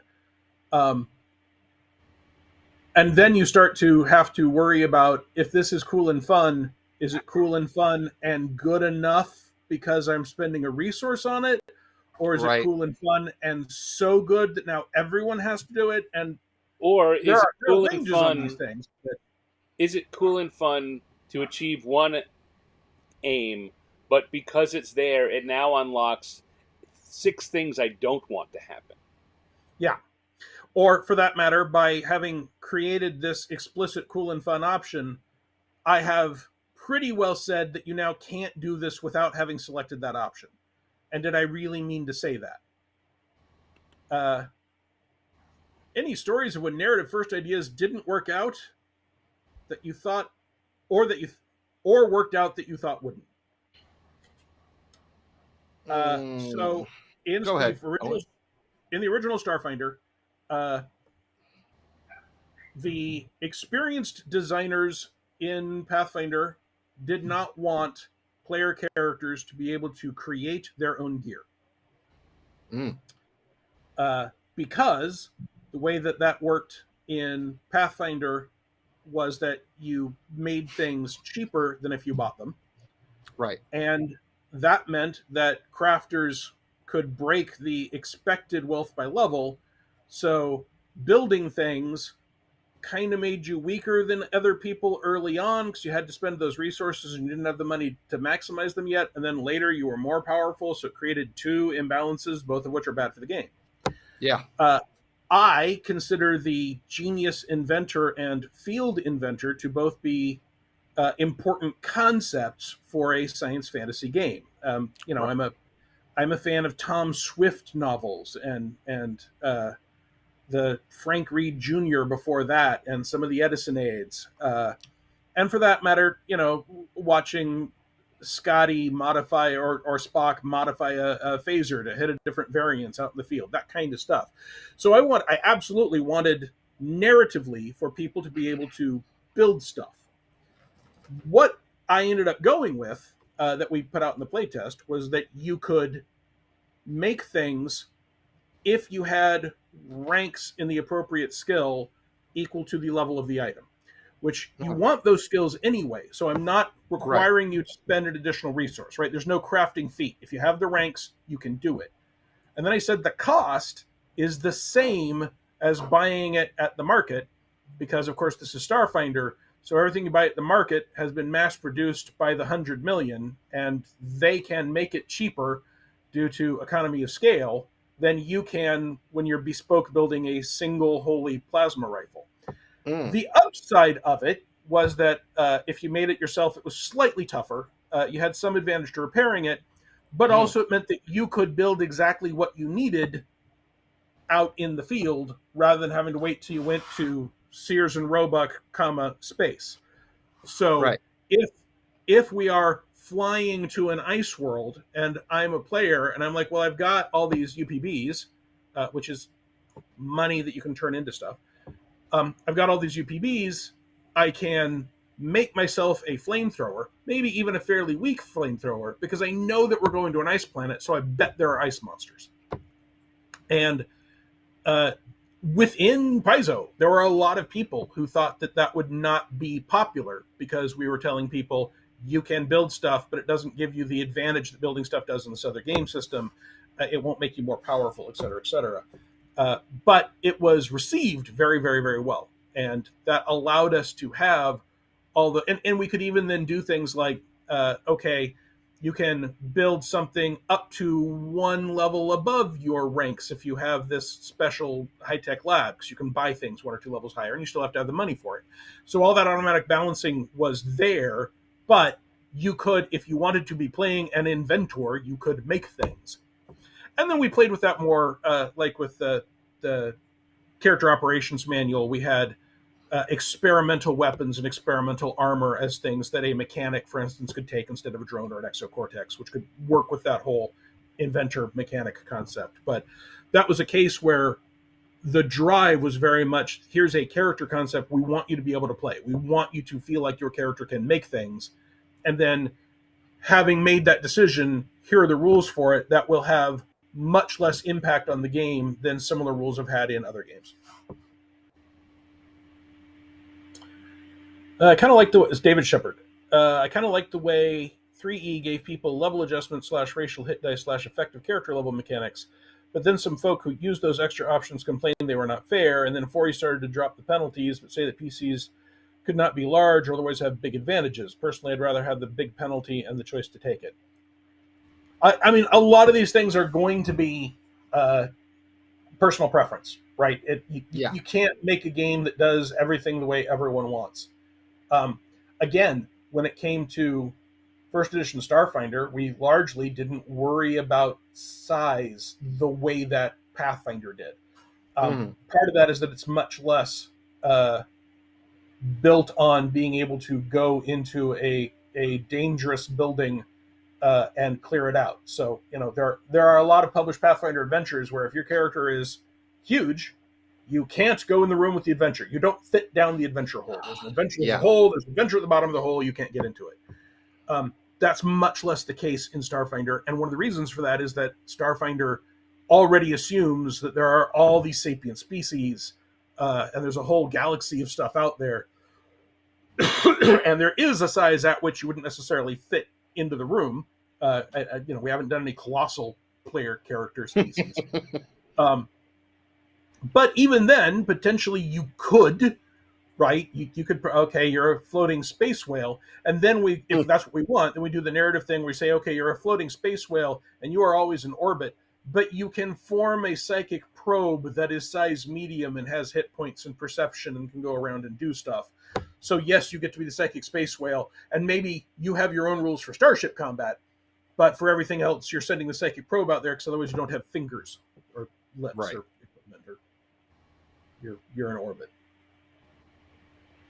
I like that. Psychic I like that a lot. Space whale. I mean, psychic space whales have shown up in a fair number of science fiction movies and settings. So right.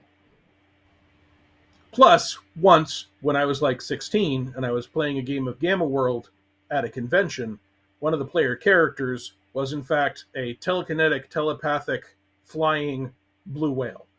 And that was a lot of fun for us as players.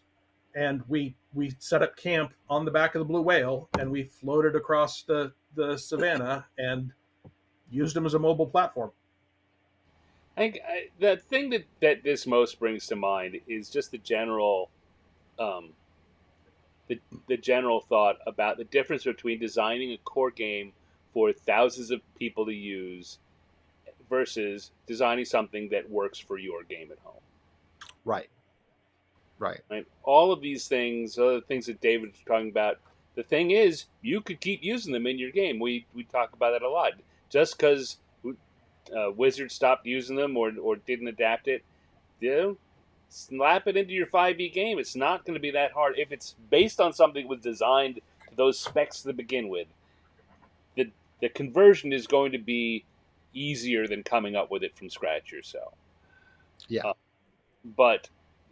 But understanding why, although this was good, it caused a lot, in the same way I was talking about earlier, it caused a lot of peripheral problems that you don't want to have to deal with, so that goes out. You don't put that in the game. Yeah, I ran a race in a Pathfinder 2e game. My players were playing firefighters, so they wanted to race their new fire engine against a bunch of other adventures. And I wanted to try to use a homebrew racing rules, so I adapted them from an old James Bond role-playing game in Her Majesty's Service, which people told me had great chase rules that could be used for racing. They were good. My players liked it because my players were all experienced gamers who were all on board with trying this crazy system out. It was very late 80s, early 90s role-playing game. There's rolling initiative every round and using initiative points to perform actions and stuff like that I would not publish in the 2E chassis. It just doesn't work well. But it was fun while we did it, and my players had fun, so it was a success because that's the primary success factor. But no, it's not everything is for every group. Yeah, it's the kind of thing that would have made a good Dragon article back in the day. Yeah. Makes a good blog site, a blog article, or a 4-page PDF. Yeah. When I was running a 2 D&D game in the 90s, the plot ended up breaking into a war, and I did a lot of different ways to represent different scales of war. From your side gets to make a tactics roll, their side makes a tactics roll. That decides who has the advantage when we have the one character scale fight that determines the entire war. But also, towards the end at one point, because everyone involved played Legends of the Five Rings, the card game, I ended up making a L5R-based war simulator, where different lands gave you different cards, and you would move decks around as armies, and you didn't know what was in someone's deck. You knew how big their deck was. And we took an evening to fight the last half of the war using L5R rules. And everyone had a great time. But that was a case where, I'm the GM and I can, okay, here's my imaginary land. Here are our imaginary rules. Everyone already knows that set of rules. Here's how they modify. And we only did it once. And the thing about only doing it once was that as the players started to figure out tricks and tips and quirks of the system, they will never get to use that advantage again, because I'm never doing this again. So even if there are holes, as they got better at it, that worked, because that just meant their characters were becoming better generals and tacticians and scouts. And I didn't have to worry about the system breaking, because when we're done, we're done. We're doing this one evening and that's it. Yeah, definitely. And I fully encourage anyone who's using variant rules in a AP or a GM core, if your players absolutely adore it and you want to use it every other session, expand upon them. Figure out what will make it more dynamic, and don't be afraid to break things in your own game, as long as your players will enjoy it. I mean, and of course, any game designer I know who runs games, we're constantly putting something in and then taking it out. Yeah, okay, that worked for a while. You can't do that anymore. And everyone who's involved, who's either is a game designer themselves or is used to playing with game designers, know that just because it worked, and just because it worked for a month, doesn't mean it's not going to get pulled out and reconfigured and thrown back in. Yes. My home gaming group includes me, who's obviously a game designer, Carl Gilchrist, who has not published anything recently, but has numerous game design credits for the EverQuest D20 role-playing game tabletop, for example. And then my wife, who has edited and laid out a tons of role-playing game and done some work on them, and two of our friends who have been our guinea pigs for things that we were playtesting for official publication for decades.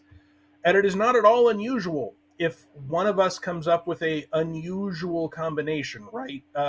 Hey, can I put this immovable rod on an arrow or on a bolt, and then when the crossbow's fired, the bolt will stay put and the crossbow will fire backwards, and for whatever reason. It's not at all unusual for the GM to say, that will work today. Yes, I this don't time. promise that will work ever again. I don't want to Yes. take the time to consider all the repercussions. I'm warning you all, don't build your character concept around flinging crossbows around with removable rod bolts. But for right now, sure. Yep. That's how you gotta do it. There are also some famous cases where we played for 14 hours and it was 5 o'clock in the morning and the GM allowed something that we all agreed should not have been allowed, but we were punchy and exhausted. And yeah.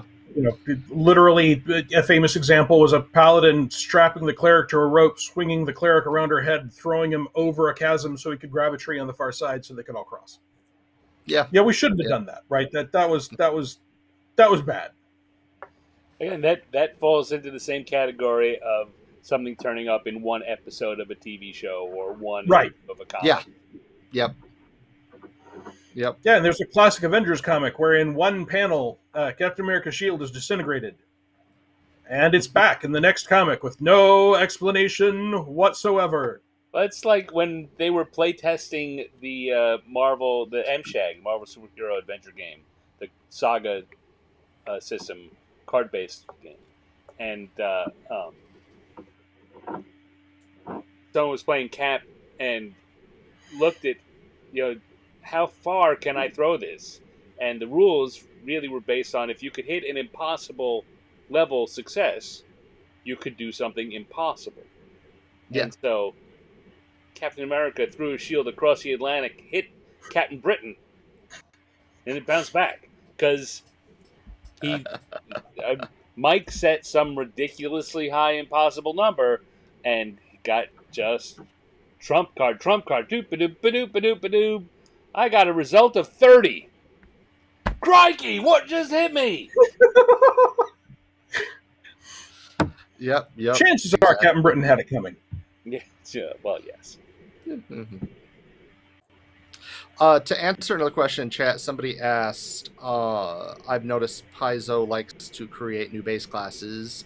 What is the threshold between changing an existing class and needing a new one?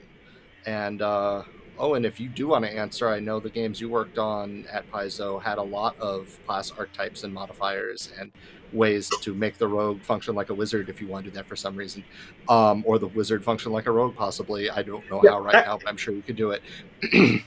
Having the rogue function as a wizard actually was nearly impossible until such time as we put the Eldritch Scoundrel in a player companion. Until then, you could get maybe a couple 1 and 2nd level spells. Michael in chat says Captain Britain immigrated to Australia. Yeah, crikey was a little Australian. You know what? It was that's what the player said. And Michael, you're in timeout for a few minutes now. So it's an interesting line to walk, and I think that line is different for different games, right? Pathfinder 2nd Edition, a class is a dedicated undertaking because the class has to have a lot of feats that are unique to it. So there is a certain amount of space it has to take up.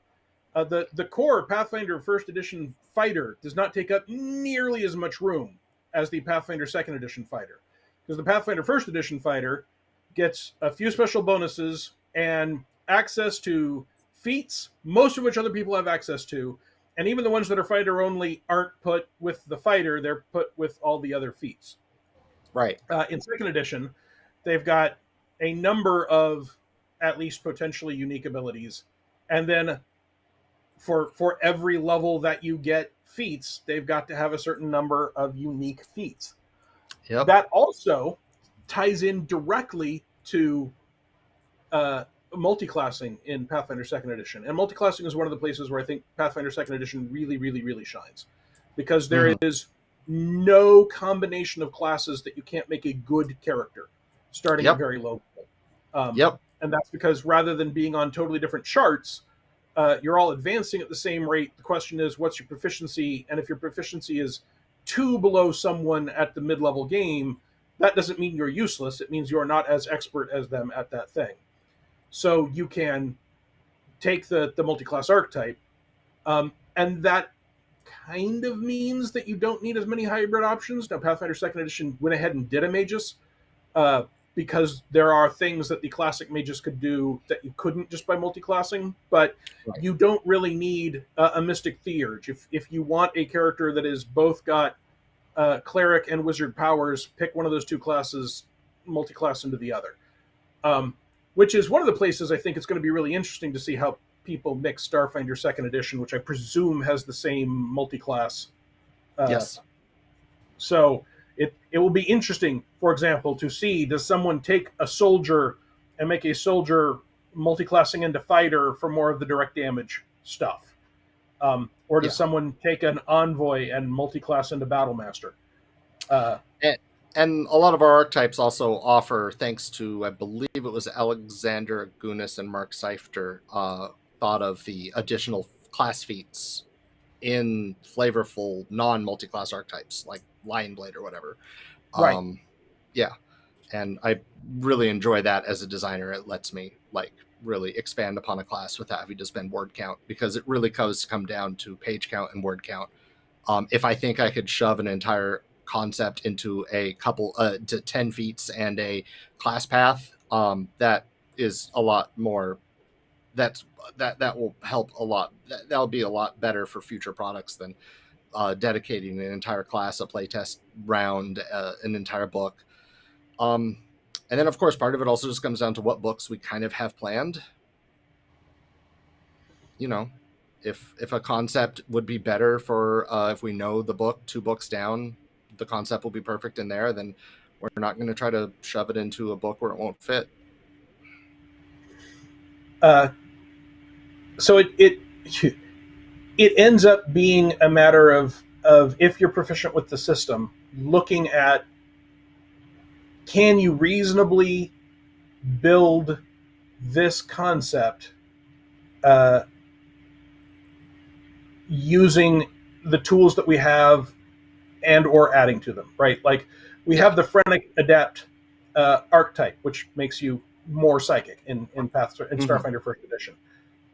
First of all, conceptually, being psychic, there are psychic soldiers and psychic operatives and psychic envoys and psychic mystics throughout science fantasy fiction. So being psychic is not necessarily a concept all by itself. If you want to be a dedicated psychic, right, then originally you had the mystic and you could take a mental connection. Later you've got, precog and some other options.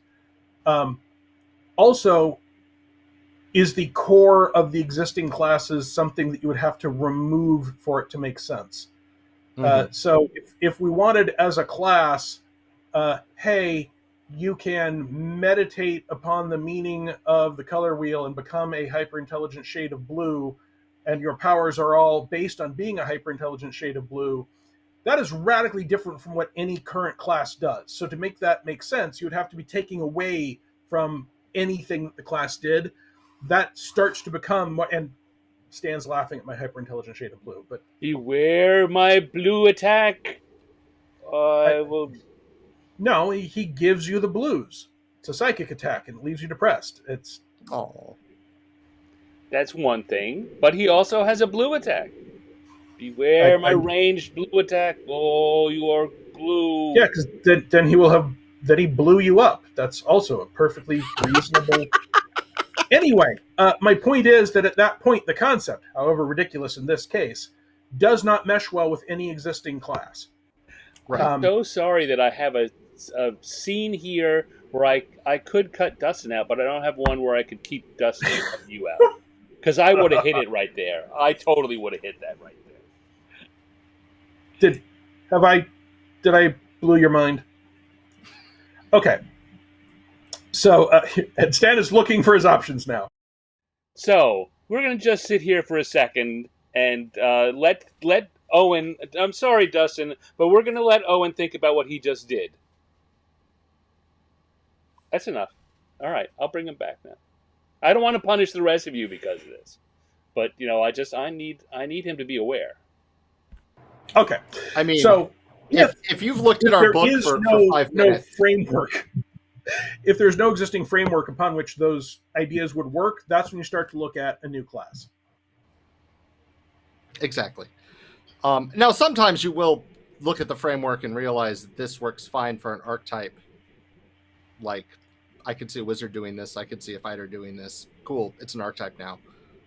That does happen. If you could shove an entire concept into an archetype and there's better class ideas out there, especially for its best ability score and for its best mechanical niches, for its best spellcasting traditions or whatever, fine. It might go into archetype land. Hi, Script. And of course, all of that is just tied to, class-based games. If you're talking about mutants and masterminds or champions or GURPS, there are a different set of tools that you're looking at. One of the things that Dragon Magazine did, I think late 3.0, before 3.5, was they started to put out character builds where they would run, okay, this is what a fighter rogue that goes into Battle Dancer, the prestige class, would look like. And they would do a 20-level advancement chart showing you what your base attack bonus and your skill points and class features would be, but with that multi-class combination. And that did, I think, two useful things for 3.0 D&D. Firstly, I think it showed people, here's something you might not have thought of as an advancement where we are doing all of the book hunting and picking for you, so you can, just like anyone else, you can look and see, hey, at 7th level, what does my fighter rogue have? It also offered new content without creating new things for everyone to keep track of. Right. If you look at first edition Pathfinder on like Archives of Nethys, and you look up, like, say, Relic Hunter, I think there are 3 different things called Relic Hunter, right? Like, there are 2 archetypes for different classes and something else I don't remember. If you look at Bane, so there's a spell, Bane, and then there is a completely unrelated special ability For weapons, that is Bane. It's not a great idea to have multiple things have the same name that are different. It's worse when you have, like, we have 3 traits called Relic Hunter, and they are 3 different traits. That happens kind of inevitably eventually when the number of things in the game, the discrete bits, Wes Schneider used to call them jukes, hit a certain level where no one person can hold them all in their head. And yes, you can have a archive like Archives of Nethys and search for them, but if it hasn't been updated with the most recent book, or if 2 people are working on things at the same time, you just end up with that. So there comes a point where designers are unlikely, especially freelance designers, are unlikely to have all the relevant rules of the game in their head at one time. Right. And that makes it more likely that you will end up with duplicate concepts, duplicate material, duplicate names. Yeah. Well, that's one thing It's certainly one of the things that happened to second edition D&D. That was one of the things that by the time I got the TSR, there was lots of internal complaints about there being 4 different drowning rules, right? And that's a really basic one, right? But that kind of thing, that particularly things like terms, common words being used in different ways in different settings, or even different adventures or supplements in the same setting. Just what Owen was saying, right? The longer you go, the more you do, the broader it gets, the more likely that's going to start happening. Well, not to risk getting punished by Stan, but there's a lot of great puns that we enjoy in Starfinder 2e that we found help us remember the names of things. They're a little silly, but they're no sillier than what you have somebody in a military base call a piece of equipment that's definitely not the real name for it. And we do have a limit to some extent. We're not going to make a class that's all puns, but when you put 1 or 2 in there, it really does help you remember that it exists, more than just calling something improved laser damage.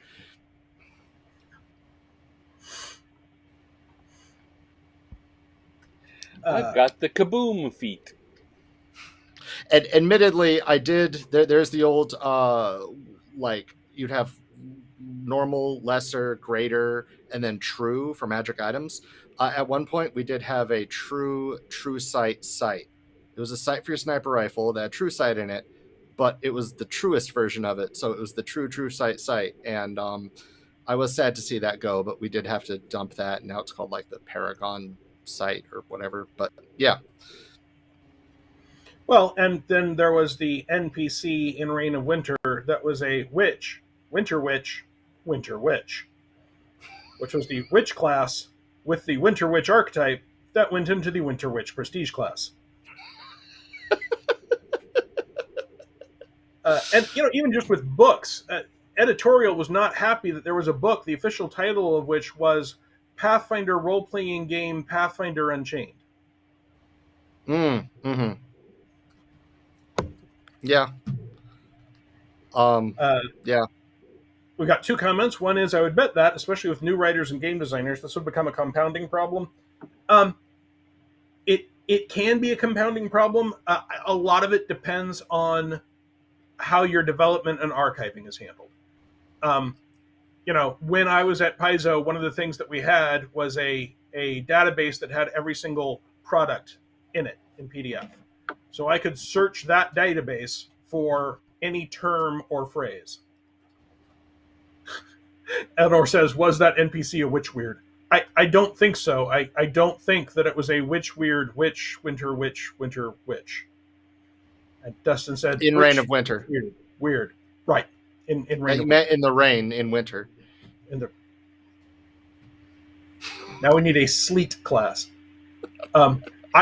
I said that we ought to have named the character Winter. So it would be Winter Witch, Winter Witch, Winter Witch. Oh, man. My vote was not... mine was not the winning vote. Then Michael in chat said, that's why a keeper of nomenclature would help. I had to be that in my software company back in the day. One of the fascinating things about a company that puts out the volume of content that Paizo does is that the longer it goes and the more content there is, the less likely it is that any single person reads absolutely every word before it goes out the door. Yeah.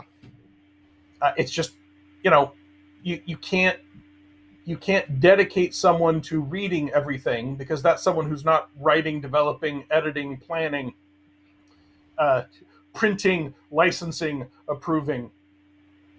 And we do, or at least we had, Paizo had a point where when the book is theoretically done and ready to go out the door, if it was a big hardback like Starfinder, you would have an approval process where there would be print copies in a room, and you would go in there and go through it page by page. For Starfinder, I and James Sutter and Rob McCreary and Eric Mona and the owners and Bowman and James Jacobs all had to sign off on every page of that thing. And the feedback you get at that point can vary from, do we really want to use the word orienteering here because it seems like an obscure word? And that was a literal piece of feedback that we got from someone in that chain. I'm not going to blame anyone specific. And the rest of us said, you know what, orienteering's fine. It's common enough. But then there was also an objection to prestidigitate because it was not the Pathfinder spell prestidigitate. It was sleight of hand.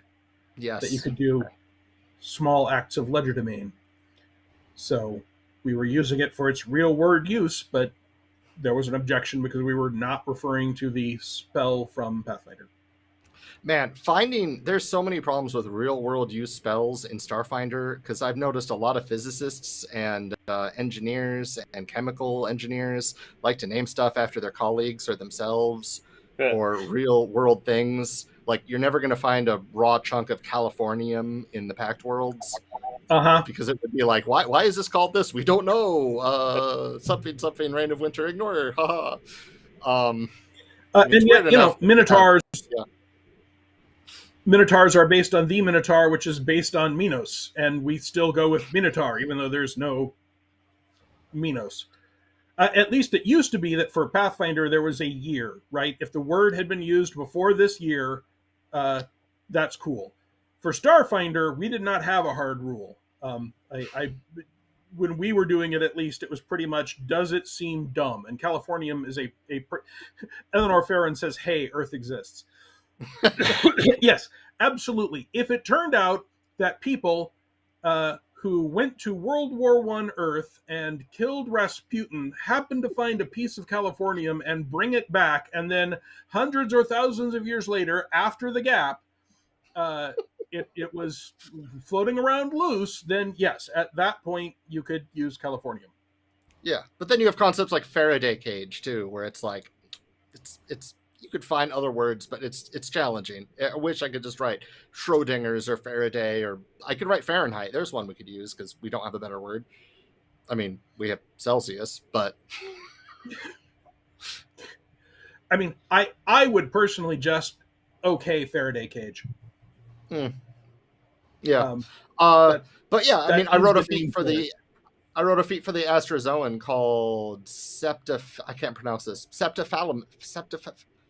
See, the editors were right. It's a bad name for a feat because I can't pronounce it. So, but I looked it up and it was like, the right word for having 7 eyes. But you have to make sure people can pronounce it, and you have to make sure it'll pass the 11-year-old giggle test.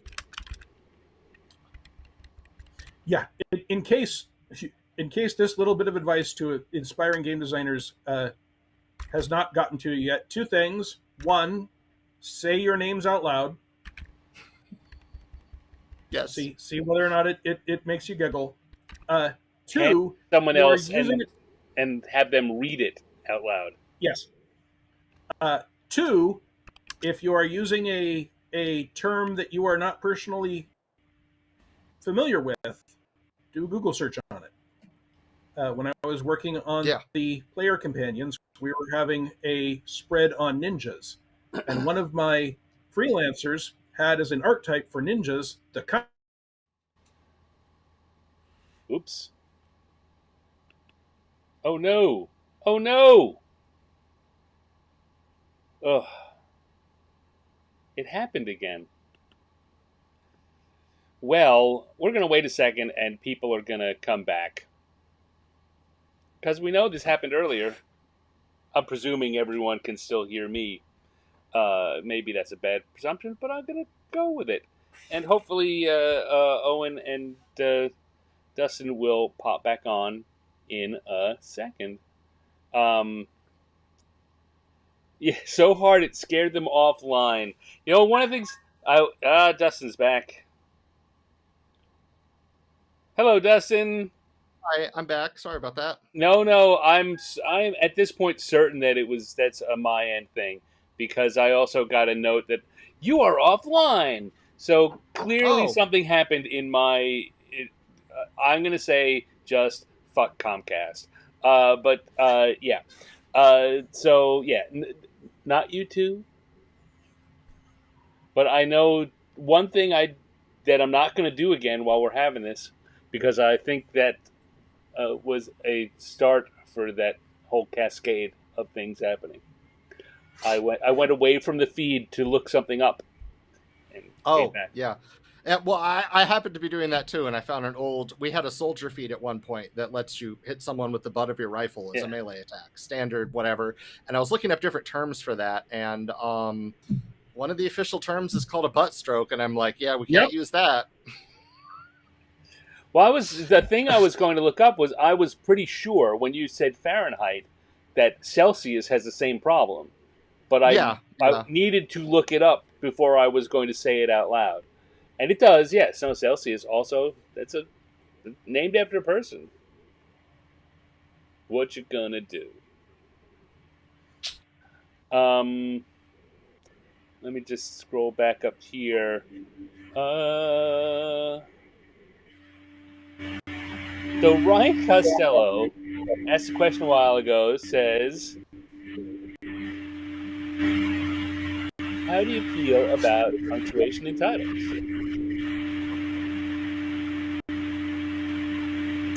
I feel about punctuation in titles that I ask my editor and do whatever makes them happy.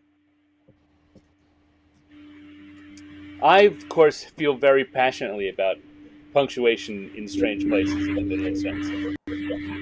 Really? Stan? Stan? Yeah, you might notice that there's a certain type of feat the envoy gets that they all end in an exclamation point, and they're all get 'em, and I think I want to say they're directives, and that we found helpful while we were testing the characters because we would know just looking at the title, oh yeah, that's a directive feat because it has an exclamation point in it. So that was nice. But when I first read that question, my first thought was was it a late second edition D&D product right before we launched third edition? There was a product called Die Vecna Die. Yeah, big one. The brand team didn't want to use that title because they didn't want commas in a title. Die, comma, Vecna, comma, die. Exclamation point. They didn't really mind the exclamation point. They didn't like the commas. And so they would not allow us to use the commas. So if you look at that product, you'll see that it says in German, the Vecna, the. Wonderful, wonderful. There's a Simpsons joke to go with that. Oh, how do you feel about light novel titles? Anyone? Any opinions on light novel titles? I'm not sure there are rules for light novel titles. They except for noting that it must include either that time or a peculiar or a certain or the word magical or hero. I'm not even covering all the possibilities, but yeah, we were discussing just yesterday on a Discord It's a terror. I do not recommend this book at all, but it was backstabbed in a backwater dungeon. My trusted companions tried to kill me, but thanks to the gift of my unlimited gotcha, I got level 999 friends and am out for revenge on my 40 former party members and the world. And there's no like smaller version for that, and it's like really annoying because tried to Google about it just to look for little clips of it to explain to people what it did that I don't enjoy, that I'm sure other people do, and that's great for you. For the example in this conversation was annoying. Yeah. That. Yeah. Yeah. That said, I await the first light novel coded tabletop role playing game just to see what the title is. Are there not a few out already? Not with a title that not that I know of with a title like that. Well, I mean, we have an archetype now, or it's a versatile heritage that was previewed at Gen Con. It's a charity boon auction that has a very similar name. Like I died and reincarnated into a Starfinder game. It lets you play a isekai character in Starfinder, and it has the longest trait we've ever published because the trait is like the name of the archetype. So, but it's a charity boon. Only one person will have it. So, right. Doesn't stop it from being funny. No, yeah, totally. Ryan Costello says, "What's the best couch in Indy for couch time?" So I've noted that I haven't been there in 6 years. Yeah. My two recommendations are therefore potentially out of date. I think the couches in the Omni were always comfortable and always had interesting people coming through. And there was frequently game designers playing games at 2 and 3 o'clock in the morning at the Omnis. So I found that very useful. The other location I have found to be great was wherever they're holding the Ennies, the couch within line of sight of the door going in there. Because a bunch of people that you want to talk to advance. So I would set up on a sofa within line of sight of the front door going to the Ennies. And obviously this is, more recently rather than the first Ennies I went to, which was held in a hallway. The graphic that I did for this show has the Omni as the background. Yeah. Although they don't have a sofa that looks just like that, but not just like that, but pretty close. It had a lower back. It didn't have the big rounded back. It didn't have the big rounded back. But it was in about that position and about that color. I think they changed the carpet now too. I remember someone was selling little scraps of the old carpet as like a charity thing from the convention center in Indy. The kind of iconic. Yes. Yeah. Yeah, they changed the carpet in the convention center in Indy, and people were selling the scraps of it. Yeah. Oh, there's a question I have opinions on. MBT808. Bit of an off-topic question, but considering Starfinder, do you think RPG books have become too expensive overall? I feel like it's really gotten out of hand. I noticed it especially bad with WotC. No, I don't. I absolutely do not.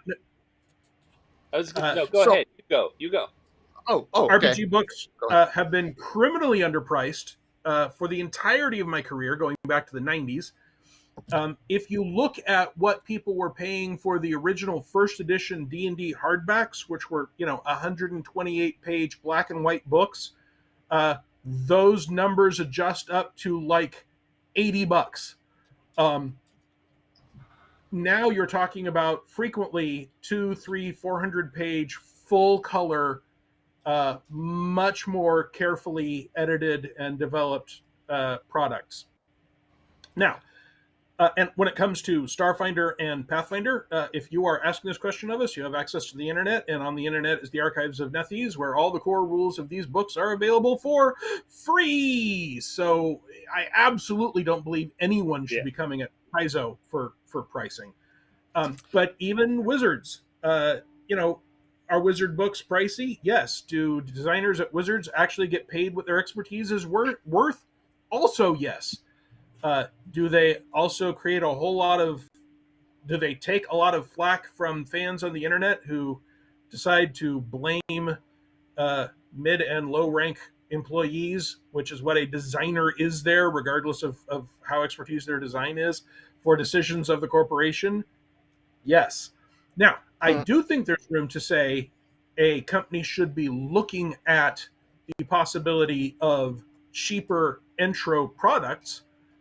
In the case of Paizo, that cheaper intro product can be considered the Archives of Nethes, which are updated pretty well and cross-referenced, and in case I hadn't already mentioned it, free.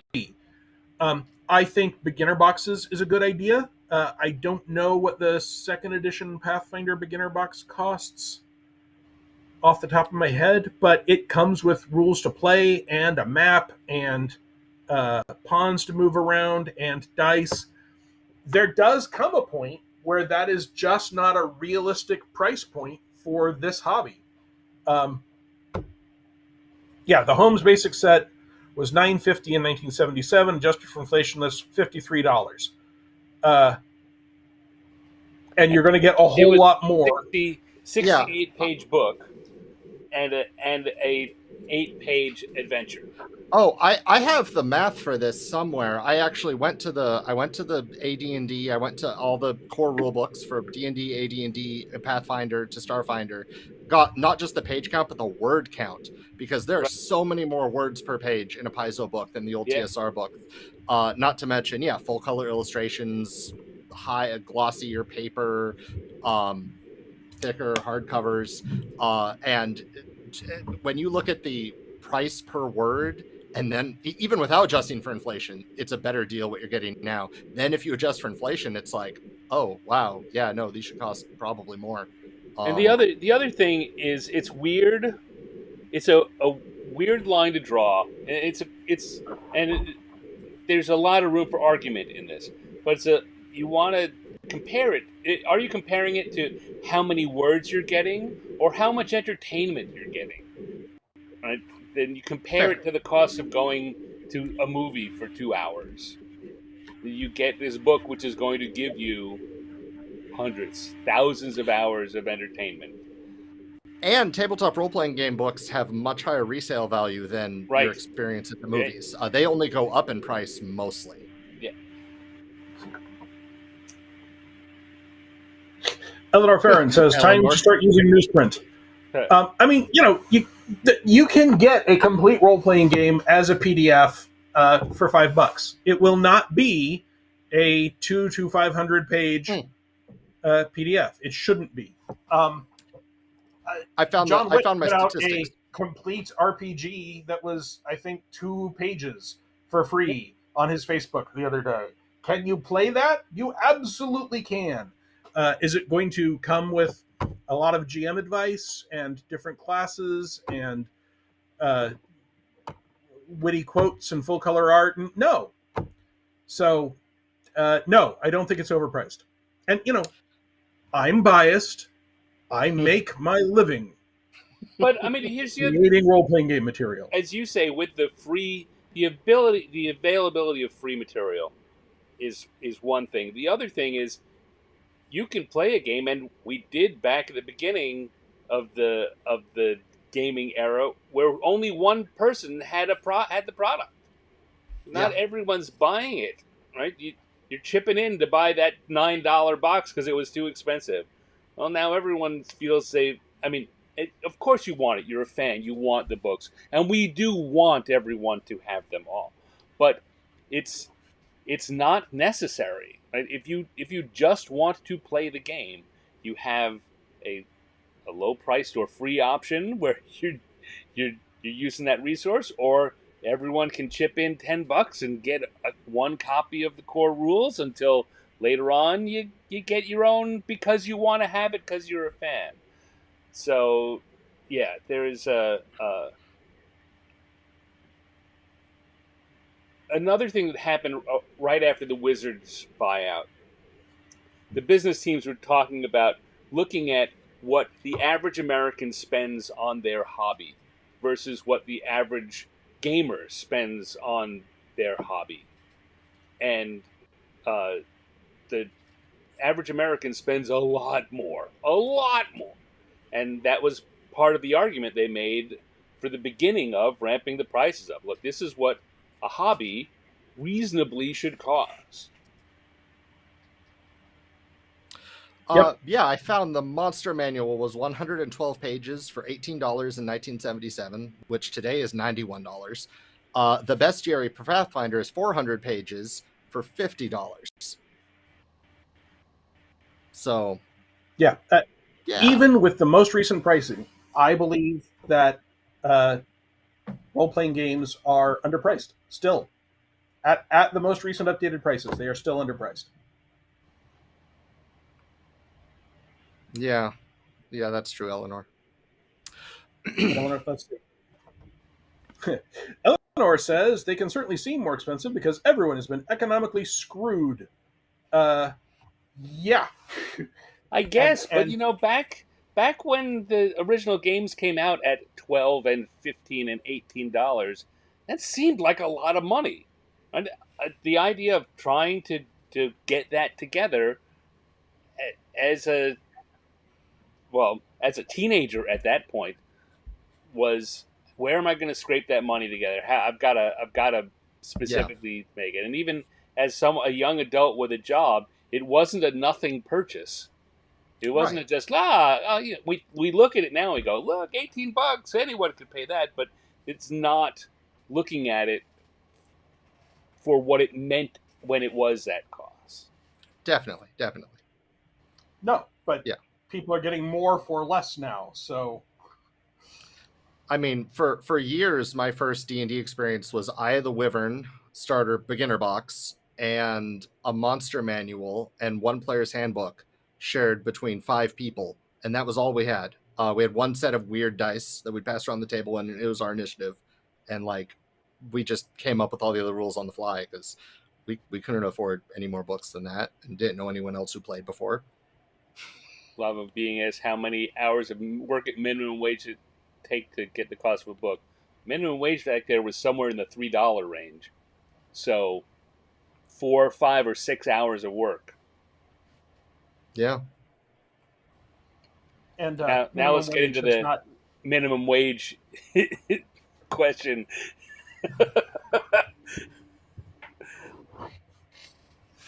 minimum wage has not kept up with the cost of Yeah. living. So Yeah. uh, Yeah, and the economy was definitely not as stable as we like to think it was in 1977. Yeah. That was before I was born, but I'm looking at history books and I'm like, oh yeah, people Oh, were very scared back in 1977 after yeah. yeah. Yep. Right in the But middle of the oil crisis. Right. Yeah. It was. So yeah, I think you got all three of us saying nope, they're not overpriced. But I think Owen made a really cogent point in there. It's important for uh, for game companies to have lower priced products you can get, but that's not what we think of as the core book of this. And, yeah, although if somebody in chat wants to win a copy of the player's handbook, a physical Ooh. copy, uh please go ahead and put a 1 in chat, and I'll roll a die, and um, I could give it. I'm authorized to give out a copy of the player's handbook on this stream. Look at that. Look at that. Door prizes and everything. I mean, unless everyone already has one. I mean, you can still give it to a friend, and have an extra for your play group. Have an extra bring conventions. If you want a copy of the new Starfinder core rulebook, put 1. Just leave a comment of 1 in the chat now, and Dustin will take a look. Cool. And I mean, I will roll for 2, and we can keep talking, of course, too. yeah, Yeah, it was something special to see this. I gotta admit, this is like my first. This is my first book with my name on the cover, and it's right. with a physical printing, and it's it definitely brought feelings. So looking here, I know we've got 15 people in the chat, and Owen is in there too. So there's 16. I want a print copy. I was just talking about how hard it was to make a living as a game designer.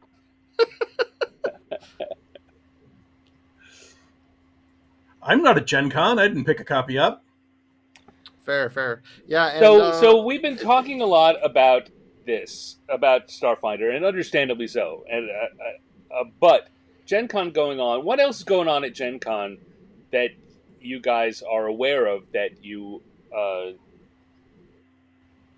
are excited about, or you wish you could be there to see, or Green Ronin has got the playtest versions of the 4th editions of Mutants and Masterminds. They don't have the print version there because their printer lied to them, told them it would be there, then told them it would be there the next day. But you can still go buy it, get the PDF immediately, and get the print copy shipped to you. I believe that Green Ronin is going to absorb the shipping cost, although that's probably Continental their USA. the sign at their booth said that they'll ship it for free.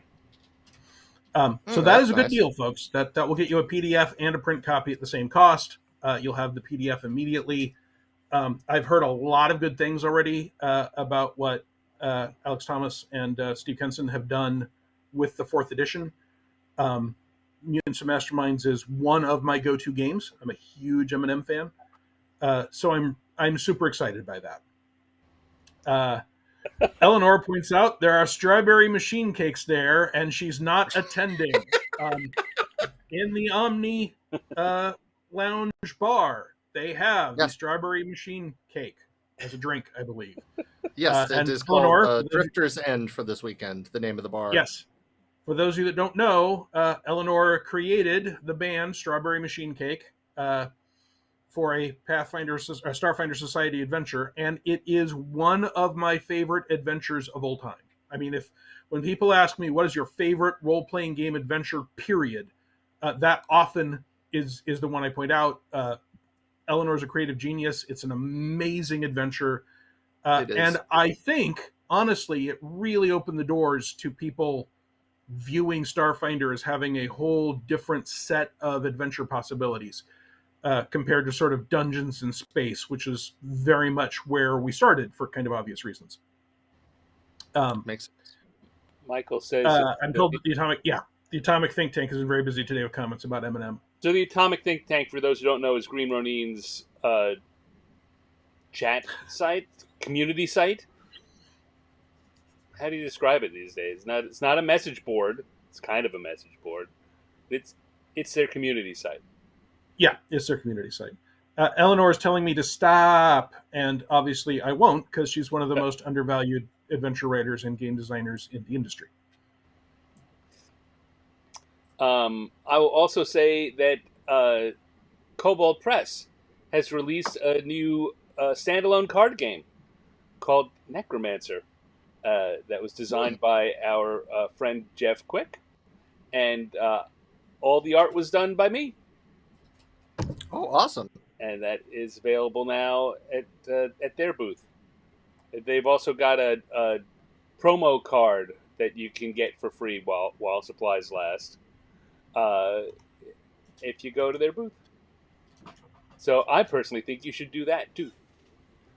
Though, the Mutants and Masterminds, absolutely too. That was on my list. I figured you'd grab that one, Owen. That was on my list here of things to mention.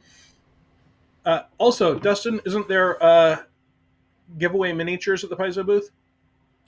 Yes, I believe. Don't quote me on that. And for all I know, they might be out, but because I'm not there. However, yes, I do believe they give out buttons and miniatures. I want to say with purchase, but why would you go there and not purchase something? It's really fun to purchase stuff at the Paizo booth at Gen Con. It's one of the things I did every year before I worked for them and became a hermit. Yes. Michael asks if I do not know how it's going, except that I've seen photos of people playtesting it, and they seem happy. However, I will say that if you want to know more about Necromancer, tomorrow I'm doing another live stream starting at 2 p.m. Pacific time, and it's going to be Jeff Quick and me in the completely unofficial, not at all related to Gen Con in any way, Gen Con seminar. Sweet. So come back here wherever you're watching this, and I'll be doing this again. I'm pretty sure if I used my link that I used to get to this chat, I would not then be watching you and Jeff. Right? if you use the link that you use to get here for this, you might be part of the conversation. You'd be backstage in the green room. Okay. Well, I'll have to consider that. My green room. I only have one green room. Okay. I I believe. probably shouldn't say that out loud. I believe R.A. Salvatore has advanced reader copies of The Finest Edge of Twilight at the Penguin Random House booth for 365. Margaret Weiss Productions has Dragonlance, whatever their newest Dragonlance novel. It's either the new novel or the omnibus. I'm not sure which one is the new release for the show. Japanime Games has React, a grid-based trading card game, dueling game that I really want to try at some point. And of course, we have Starfinder, which has completely taken over my life for the past 2 years, and you should love it. I am familiar with what it feels like when Starfinder takes over your life for 2 years. Yes. I'm going to go ahead and roll a die then. So I'm going to roll a d20 and divide by 4 because... Oh, actually, I could just not. I'm going to roll a d20 and divide by 4. Or Owen, do you want to roll the d20? And then it will definitely be fair because you don't know what my chart looks like. Okay. All right. I know you have one on your table somewhere, right? Yep, right here. Oh, good. Got a 13. Move your camera as well. We got a 13. 13 would be Michelin. Michelin chat. Michael in chat. Michael in chat. Blah. I'm so sorry. I did not sleep much last night. I am way too excited about the show. A lot of these things coming out, like I knew they were coming, but seeing them, it's so completely different. Like the video game announcement today, the trailer yesterday, the Captain Concierge plushie. Like there's so much stuff that like I vaguely saw concepts of months ago, but actually seeing it and people's reaction to it, it's been a very emotionally charged weekend. But Michael, what's the best way of doing this? Okay, I'm going to get a bunch of spam, but Michael that's okay. gets a Michelin star. Yes, you get a Michelin star and a Starfinder game. Cool. Yeah, please email this email so I'll have your email. Use whatever email address you use for paizo.com. If you don't have an account with paizo.com, get one first with that email address and then email me. And then that's my personal email, but I will then have it and I'll be able to give it to marketing and they'll contact you about shipping you a book. Woohoo! Yay! Don't say we never gave you nothing. Yeah, you could also find everything on Archives of Nethys, which went up yesterday, today. It's up now. Doesn't matter when it went up. It's up now. Yeah, I presumed it was up, and I was going to go look at it, and then I realized that this stream was happening an hour earlier than I thought it was, which is stupid because I picked the time. I wasn't going to throw you under the bus like that, but I was thinking that already. Well, I'm nothing if not self-aware of my faults, Stan.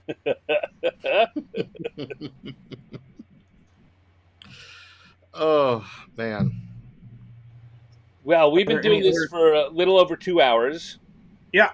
I can keep going, but I figure I will publicly say, hey, you guys ready to wrap up, or you still want to hang out on the couch some more?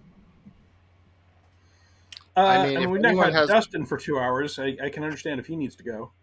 No, I ate right before the chat. I'm good until I pass out. I mean, somebody asked me what my first byline credit was, which I guess would be Alex Agunis's Everybody Games feat cards for Pathfinder 2e, which I made by pitching to Owen, and he was like, "You should do that with Alex. He has art assets too." And I'm like, "Great." And then my first book write-up would have also been with him. Which we still published and I still made money on. Because Rogue Genius is Everybody Games publisher. So he makes the stuff, we then publish it. But yeah. Not the only person who's ever worked at Paizo for whom I was their first credit. Oh, apparently chat suppressed my email. Okay, look at my name. Put a period between Dustin and Knight, and then at paizo.com. You could email that. That would work. That's easier than You know what? I Here's was, silly. I the was thing. halfway Here's expecting the it to thing turn that I into. don't. Regardless of Dustin's email, I worked at Wizards. I didn't work at Paizo, but I worked with a lot of people at Paizo, and it became very clear that there was a naming convention for people's emails, and so I've never asked someone their email if they work there. I assume it's going to be something, and if it bounces, then I contact them. So, I know, Owen, that when you were there, it was owen.stevens at paizo.com, correct? Yep, correct. Eric Mona, I believe, and he can get mad at me for telling the world that his email very probably is eric.mona at paizo.com. Though, if anyone changed it, it might be him.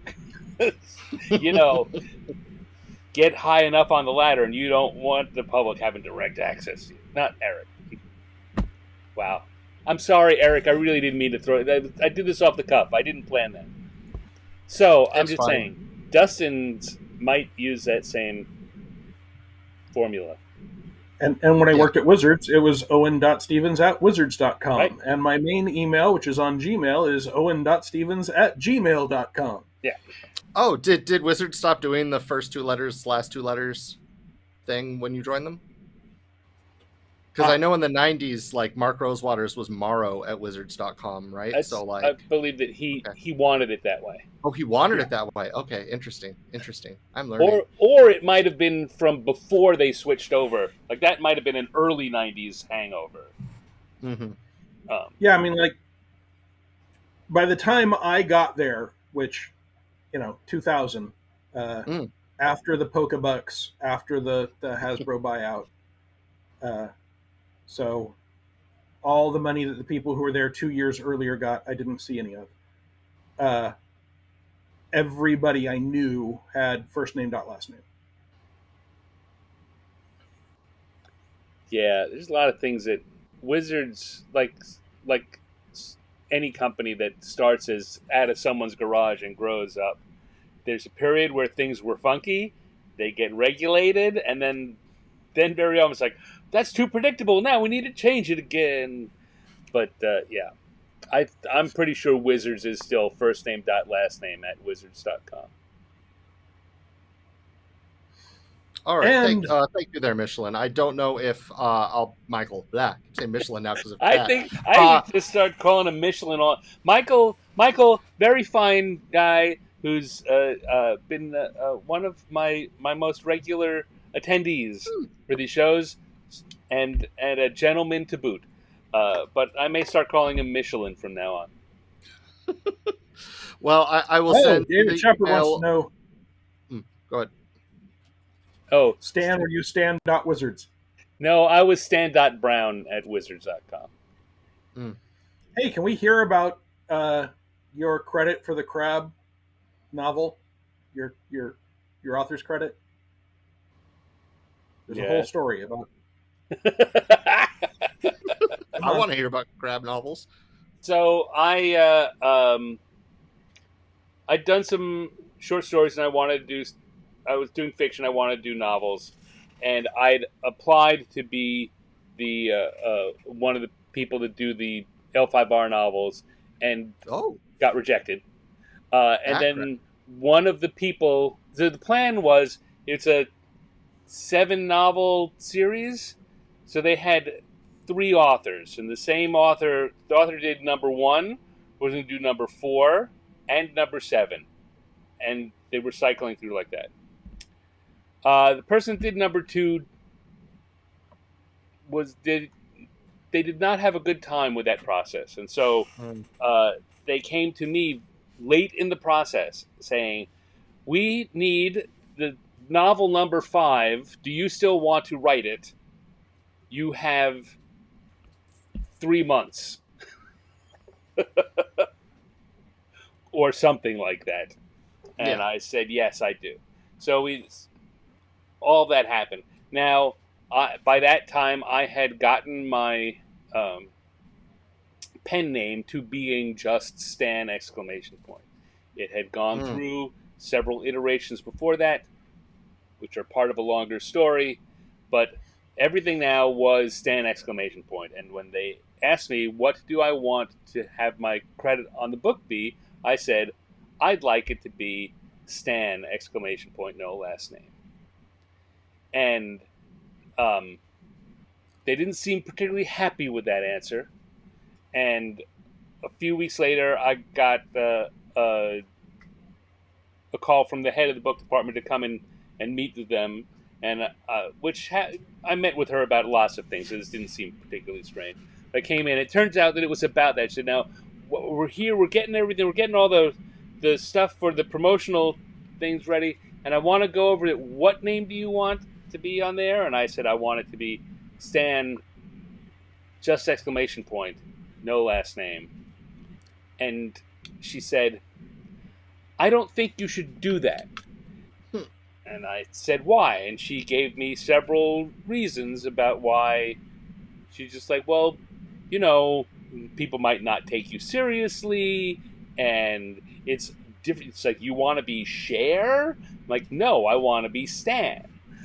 And she said, "Okay, well, I'd like you to think about it." And I said, "All right, I will think about it." And I went home and I thought about it, and I had just spent all this time shifting my brand. I didn't know it at the time, but I had been working on branding myself, and I had done all this time shifting my brand for game design and comics and fiction over to Stan. That's what it was. So I came back and I said, "I want it to be Stan." And she said, "Really don't think you should do that." And gave me some more reasons, like it's going to be harder on the. She said, it might cost you sales because people don't know how to order it. And I'm like, it's the 5th book in a series with 7 books. I don't think it's going to cost me any sales. I'm willing to take that. Now, in point of fact, this went on for several more meetings. But in the end, we got to a meeting and she said, "Well, yeah, but here's the thing. I'm not willing to risk that, and I'm saying you can't have that." And I said, "Well, first of all, it's like, well, why do we go through this guessing game if you were going to say that?" She said, "Because I like to do things that get agreement and buy-in." I said, "Well, I have good reasons why I want to do it." She said, "You know what, you do, but I still don't want to do that." So I then said, "Well, can I have don't even remember. Owen, do you happen to have the book around? Did I get the exclamation point on the cover? I don't think I did. The Crab Clan book? Yeah. The novel. I said, well, then my second choice would be Stan exclamation point Brown. Yeah, it says Stan Brown. Yeah, so we wound up going round and round. I said, it's important to me. And she said, look, I need it on the cover. I need it to be just a name and a name. It's got to be a normal thing. I said, what about the inside? She said, I don't care about the inside. So if you find yourself a copy of that book, the cover says Stan Brown. The inside, on the right-hand facing pages where it has the author's name, it just says Stan exclamation point. And it might even say that on the, probably not, but it might even say that on the title page. I might have been able to get everything on the inside. I could have what I wanted, but I couldn't have it on the cover. And if I knew that, I would have figured out a way to get to the book signing and brought a copy with me so you could put an exclamation point on the cover. So next time you're going to a book signing for Stan, folks, be sure to bring yourself a copy of the Crab novel so he can use a Sharpie to put an exclamation point on the cover. So the other book, the other novel that I wrote for Wizards was for the Dragonlance young adult series, the New Adventures, which also it was called Dragon Day, if you want to look it up. And again, I came in saying, all right, well, I want to get my exclamation point on it. It's like, nope, not happening. I said, all right, well then I want interior to have just Stan exclamation point. And by that time, that head of the book department had left, and there was a new head of the book department, another person that I knew very well, who said to me, nope, not going to happen. It's just going to be this. And their reason was that on top of everything else, and I'll go back in a second. There's one very good reason why it shouldn't be on the cover, which if they told me, I'd have agreed with right away. Is that the young adult market is very sensitive to not feeling that the authors or the publishers are talking down to them or making fun of them, and that if I did my name with an exclamation point, that might seem like I was trying to be, wow, zowie, boom, and I'm like, but I'm not. I've got this long list. This is what I do. It's all over the place. And they said, nope, we're not willing to risk it.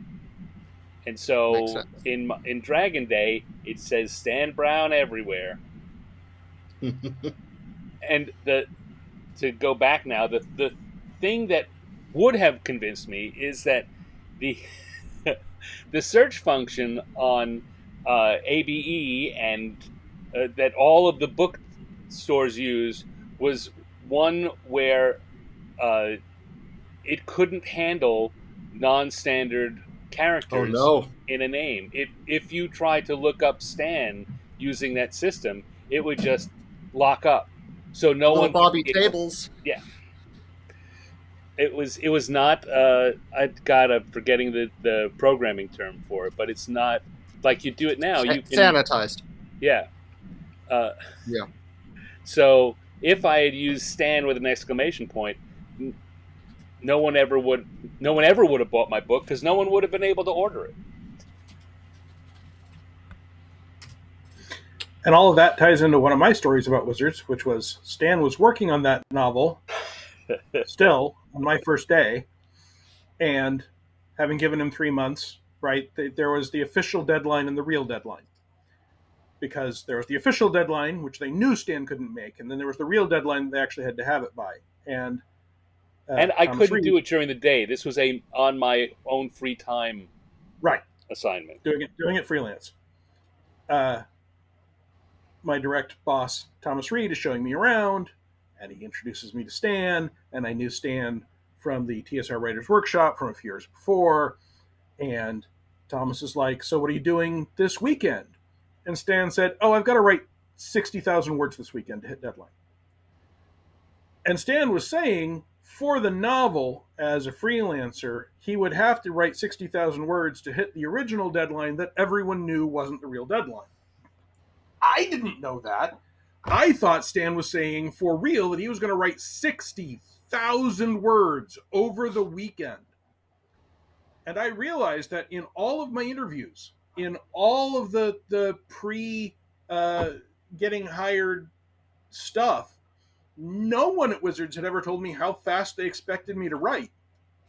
And since I had been doing tiny little articles as my full-time job, and I was a hunt and peck typist, my writing rate at that point was 1,000 words a week. And suddenly he's doing 60,000 words over the weekend. And so I nearly have a heart attack. And I asked Thomas if we could go talk in his office, maybe. And I've moved across the country, right? I am here now. My house is empty. My wife is going to be coming and joining me soon. I've got to find an apartment.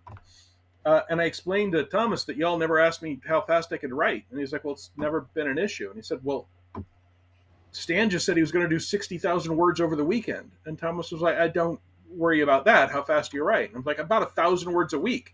And then Thomas looked like he was going to have a heart attack. And he said, well, look, we don't expect you to hit the ground being able to write at our speed to begin with. The job specifically has a 6-month period to ramp up. So let's start working on getting you up to that speed. And I don't think it's going to be a problem. And it wasn't. The speed was... that they wanted was 1,000 words a day per workday, really. a little more than, maybe 1,100, because it was 22,000 words every 30 days. Wow. But that's 22,000 words every 30 work days, with half your time being eaten up with meetings and play testing and et cetera, et cetera. But I mean, I hit it. I got up to that. Yeah, I never realized how many meetings there were until I got my job at Paizo. That's fun. It actually is. They're very motivating. A lot of them are very, very motivating and get my creative juices going. So like, they're great, but and they're very important. But you do understand the meme that says, this was a meeting that could have been an email. Sometimes that happens, and you weren't.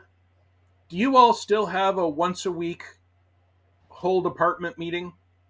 It's done in text on a chat, so that's not as intrusive.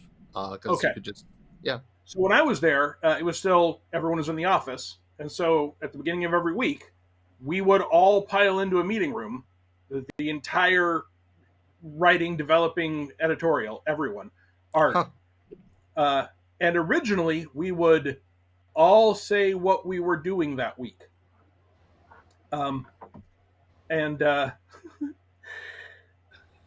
when I was hired, I was employee number 50 or 51 for the whole company, and they hired more from there, and it started to be that one meeting was taking longer and longer and longer. So we ended up changing it to only speak if you've got an issue you think people need to know about. Otherwise, the department heads will discuss what's going on, the Sutter and later McCreary for Starfinder and James Jacobs for Adventure Paths, etc. That's more accurate with what we have now. But there was a period there where that meeting was usually an hour and a half, and could be 2 hours, and sometimes it still was longer if it was like, okay, we need to talk about Pathfinder Online, for example. That meeting was a little longer. Right. Oh, and Owen, as long as we are talking about games and book, I don't have a good segue for this. Owen, so I sent BJ Hensley, our marketing team, the email for our winner of our raffle, and they said that they're going to go ahead and get you a book as well, and wants me to give you their love and love from their family. Wow, BJ is very, very sweet, and I will let her know how much I appreciate that. Yeah, I've known BJ for you know what? I'm not sure it's polite to say how long I've known BJ. A while. Tell BJ I gave you puppy dog eyes, but I didn't ask.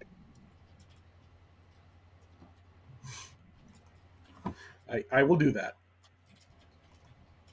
No, I'm saying to Dustin. Yeah, I am. There. Okay. Anyone who's watching me on stream knows frequently start chatting in the middle of while talking, and okay, I'm chronically online. Yes. Incidentally, hearing the L5R stories also got me kind of a little emotional, because it was my first foray into tabletop gaming, and I still have a frame of all the L5R booster packs over my monitors that I sometimes look at when I remember it's up there. So yeah, it was neat hearing. I haven't heard people talk about it in quite a while. So I wish that, because it was licensed, right? Wizards licensed that, so in theory, nope. Oh, it's complicated. I worked at AG for about 6 months. But they didn't wind up owning it. All stuff related to. They did. When I worked at Wizards of the Coast, Wizards owned L5R. Right.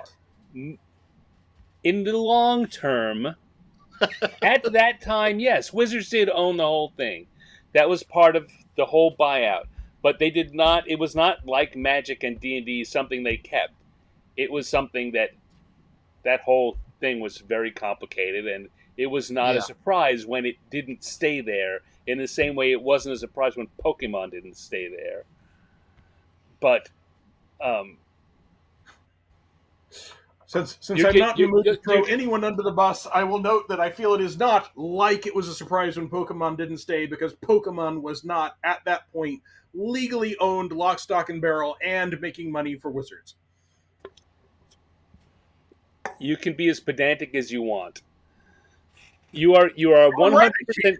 Yeah, and you will. Oh, you will. Yes, Wizards did own it. They did not continue to own it. It's gone on, and all things associated with it were sold off with the things, with the title. So, with all the other publishing that's been done with it, it's I've always been a little sad that they never repackaged those books and put them out again. Mm. Now, given how bad uh, other publishers have been about following up on royalties and such, I doubt I actually would have seen any money out of it, despite the fact that I would have been owed some. I think that whole novel series was pretty dang good, and Yeah. I would love for it to still be in print. I also would like to get the 5% that I would be owed, but Well, Fantasy Flight did a reboot of the setting, and I believe they or someone else is doing another one with a lot more cultural consultants. So I don't know how the book will. Yeah, I can hear the laughter. I love every license we've talked about, every franchise, every game. They're all great, and the people who worked in them are great. And hooray, hurrah! Time moves on. yeah. All right, we have a question from the chat. It's apparently a fun question. What is each of your best or funniest Gen Con story of a D&D or Pathfinder or any system game you played? Before I worked for Wizards of the Coast, while 2nd edition still ruled the earth, they would sometimes do a delve where they would have a big old map, like chalkboard-sized map, and teams would sign up with pre-gen characters to go through, and if you happen to find the right room and kill the monster in it, you could find a prize. And our group found a prize room, one of the early ones, and this would have been in the late 90s, and it was a lich, and he wiped us all out. But the amount of time that you played was not based on whether you survived or not. So we were just given new pre-gens. And the GM, who I think was Bruce Cordell, but I could be wrong on that one, put little flags on the map indicating where we had died on the great big map that everyone can see, which everyone was doing. And someone, not me, said, "Hey, wait, do those flags mean that our bodies are actually there?" And they went, "Yeah, your bodies are there." We said, "So we can loot ourselves." Oh, no. He said, "I guess." So we rushed in there and got ourselves killed as fast as possible while we were sorting through the pre-gens with the best loot. We then made a stream of pre-gens, flinging ourselves on the Lich so that we could be annihilated as quickly as possible in tight groups for fireballs, so that we could then sneak in under cover of our own horrific deaths and loot the bodies, so that once we had looted ourselves 6 or 7 times, we then actually tried to fight the Lich. But until then, we just had an invisible halfling sneaking around, looting all the bodies while the rest of us died over and over and over. And we're like, okay, this guy's got a potion, that'll be useful, and there are 2 charges on this staff, so let's have him die 4 times. That'll give us 8 charges. And the GM just went with it. And so at the very last moment, as our hour of play starts to tick down, we successfully killed the Lich, and we got the prizes from that room. And we were either the first or second team to successfully get a prize. And other people that came by were horrified because dutifully the GM put a little flag on the big map every time someone died, So there are 40 or 50 little red flags just brimming, filling this one room on the map. And people are like, oh my God, what is there? And I'm told that at least for the next day, no other group even went and looked. Eleanor says some real hide behind the pile of dead barge tactics. Yeah. Yeah. I mean, yeah. I was unaware that was you, Owen. Have you heard the story of that? Yeah, I remember when that happened. Oh yeah, no, that was me. That was our group. If I had to pick one off the top of my head, the first Gen Con Starfinder ever premiered in, I was volunteering to run like 8 slots because I was cheap. And I finally did get to play one game, and it was the first adventure where, as part of the adventure, you race this Yosoki named Rat Rod in a junk race, right? And by the end of the convention, all the GMs were doing this so that it wasn't just one player in the race car rolling the D20. They would pass out the NPCs to all the players, and every player would get to roll the piloting checks every round to see how fast you were going. Cool, fun. I was a player, but I got to roll for Rat Rod, the rival you're supposed to try to defeat. Round 1, I rolled a 1, which means your junk racer doesn't move. You lose the round. There was a malfunction. Okay. Round 2, I rolled a 1. 6 times in a row, I rolled a 1. 6 times in a row, I rolled a 1. That is like so statistically unfeasible. And he didn't leave the starting line. And he's supposed to be like this super cool racer that you're supposed to be afraid of. And he didn't leave the starting line. And that is what inspired one of the last first edition Starfinder adventures, scenario 713, Rat Rod's Revenge, was inspired by that convention story of Rat Rod never leaving the starting line. Stan, your turn.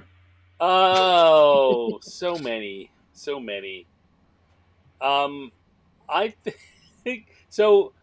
Back in the days when we were doing the dungeon delve, there was when the TSR castle was there, and Yep. each of the game worlds had a station where they were running demos for that game world. And for each of those stations, we commissioned a little gameplay area, usually a fully built-out diorama that would be tied to the scenario we wrote for that season. Usually it was also linked to a book that was either on sale or coming up for sale soon. And one year, when Ravenloft, they were working on the Domains of Dread book, so there really wasn't anything coming out, and so they decided to have this scary dungeon that you would go through. It was a 2-tier diorama, but the finale was in a big room with like a chessboard style puzzle, but it was multiple colors, and I believe that they said it didn't matter what the colors were. They just needed to be 3 different colors in these patterns.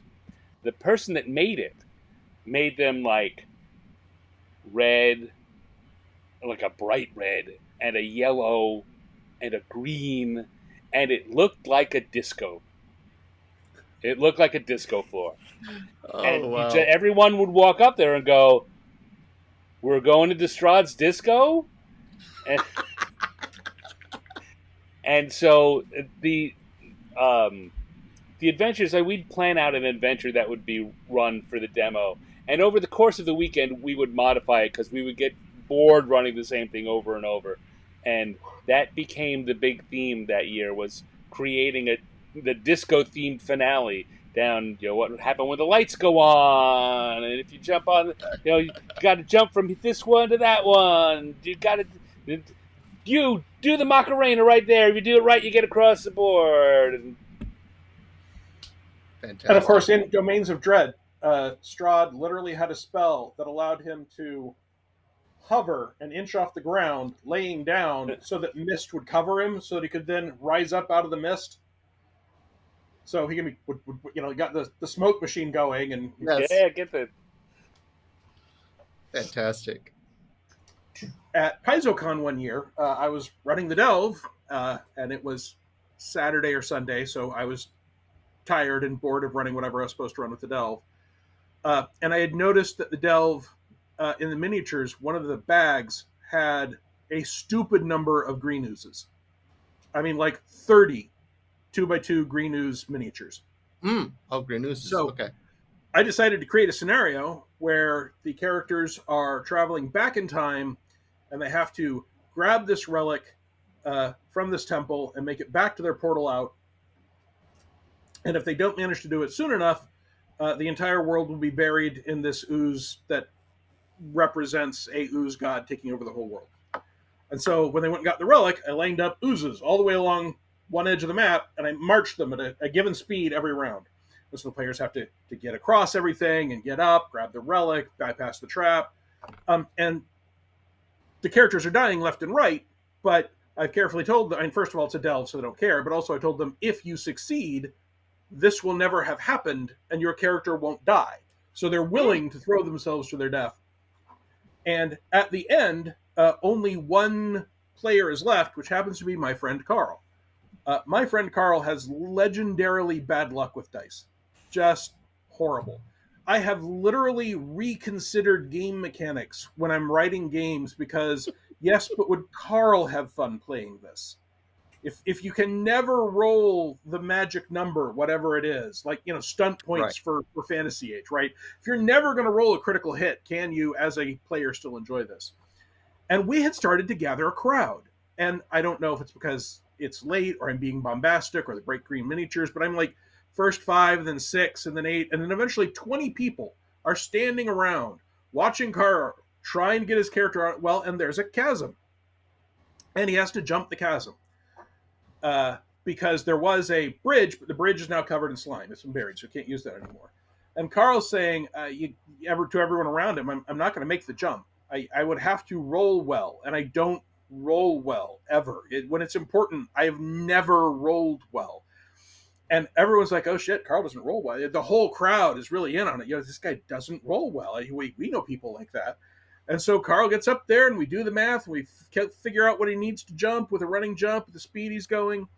And Carl has to roll a 13 or better. And I'm like, it's a 13 or better. You don't have to roll that well. And Carl's like, I'm not going to make this roll. I'll roll a 12 at the best. And the whole crowd is leaning in. And so Carl has a big D20, a big chunky one. And he rolls it and it bounces across the table. 16.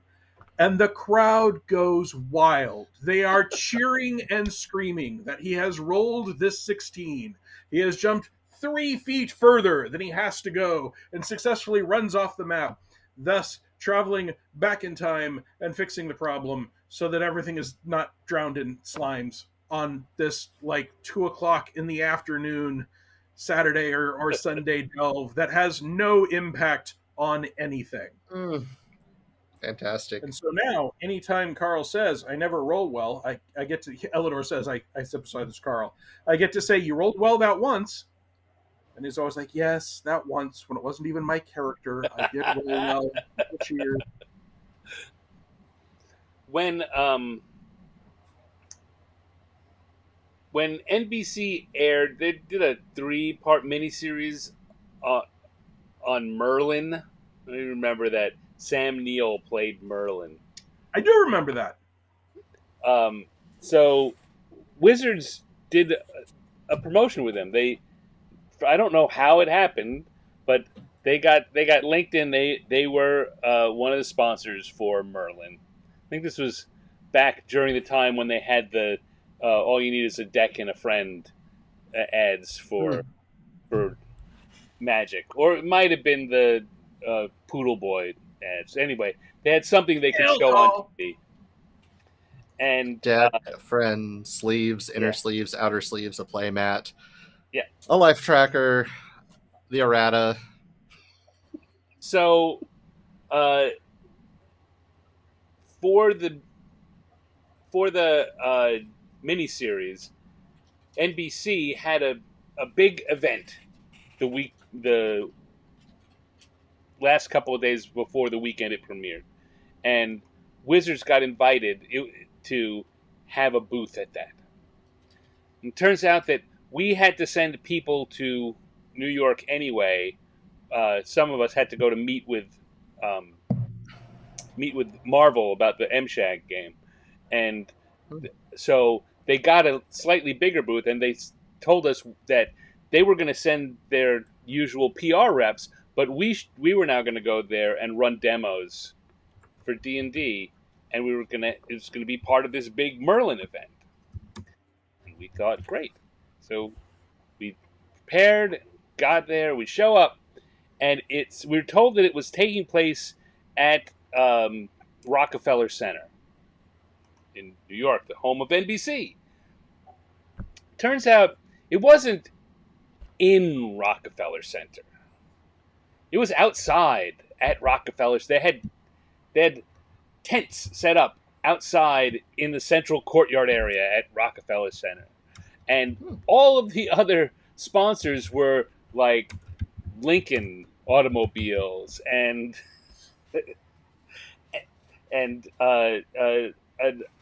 an insurance company, and near Wizard of the Coast has a tent outside, and the wind's blowing. The first couple of days, it was just miserable. No one's walking through there. We're just standing there, shivering and waiting for the day to end. But on the last day, it was a beautiful day, and everyone was going through, and so we're running it. Now, we'd planned to run D&D demos, but no one had half an hour. We played a quick D&D scenario, half an hour at the most.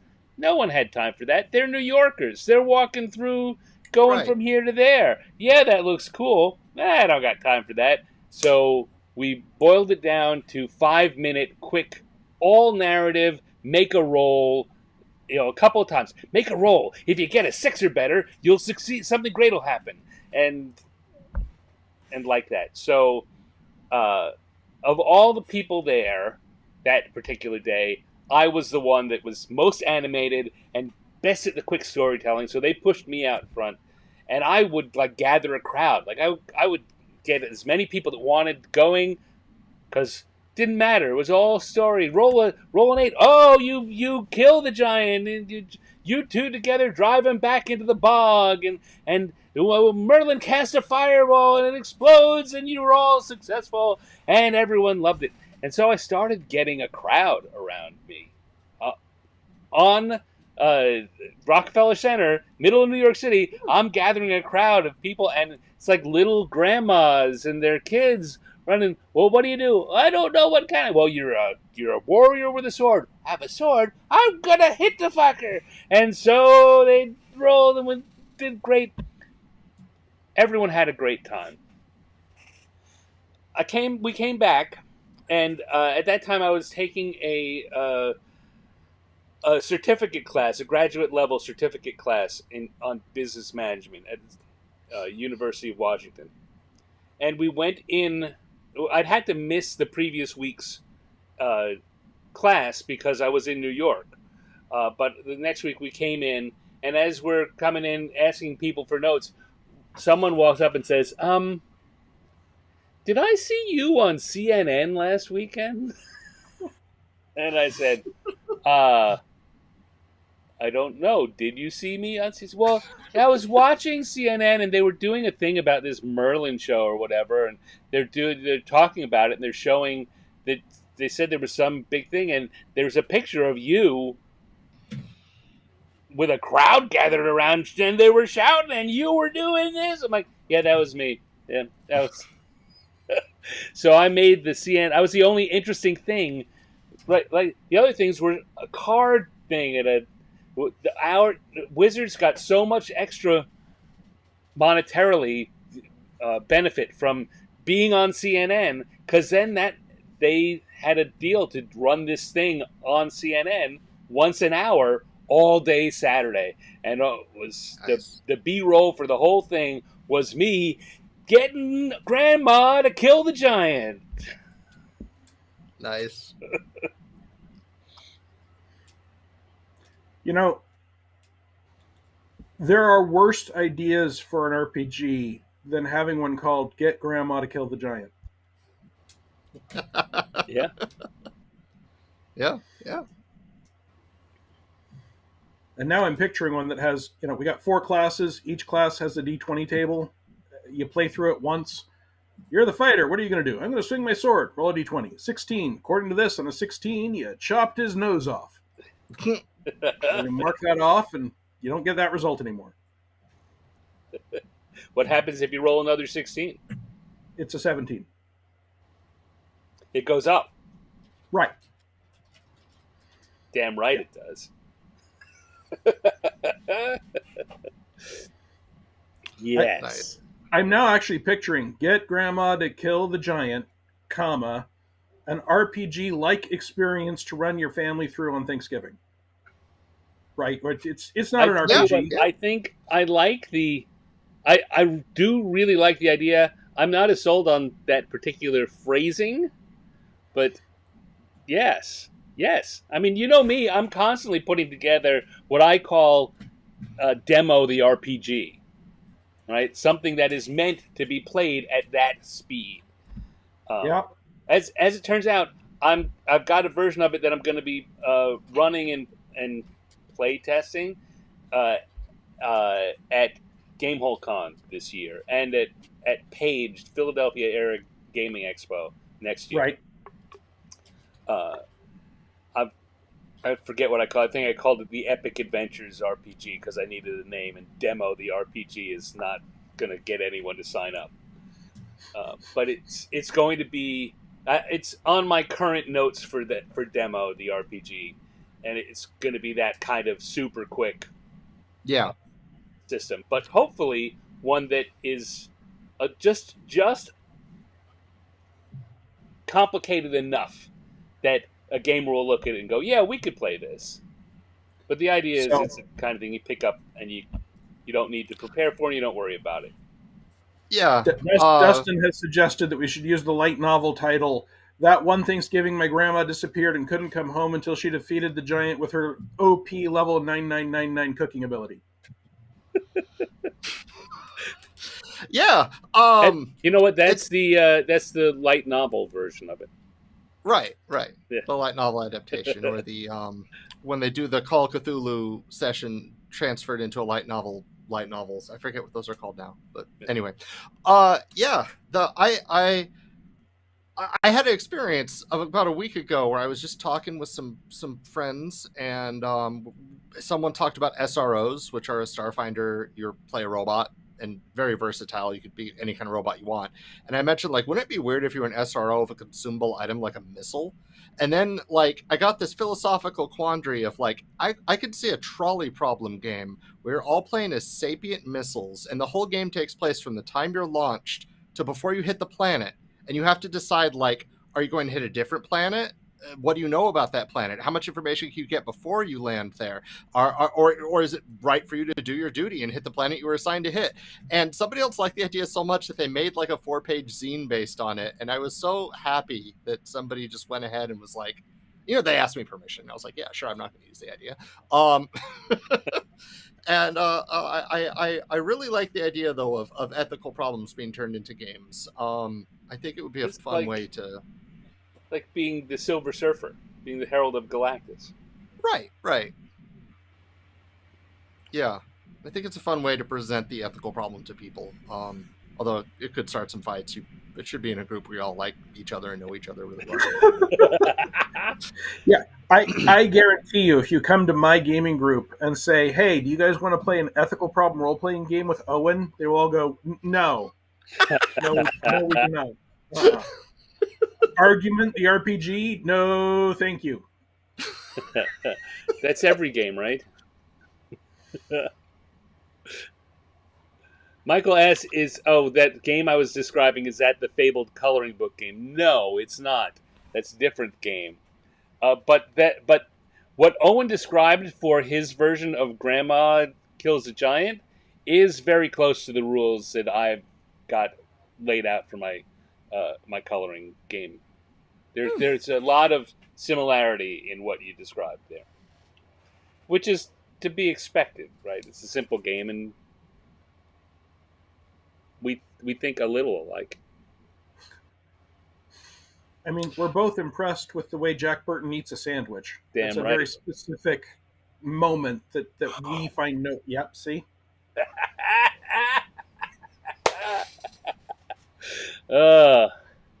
Debate Oh, alignment the game.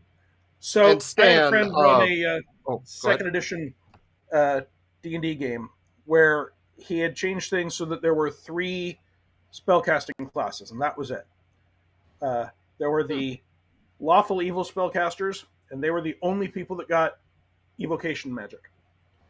There were the white spellcasters, they were the only people that got curing magic. And there were the red spellcasters, they were the only people that got transmutation magic.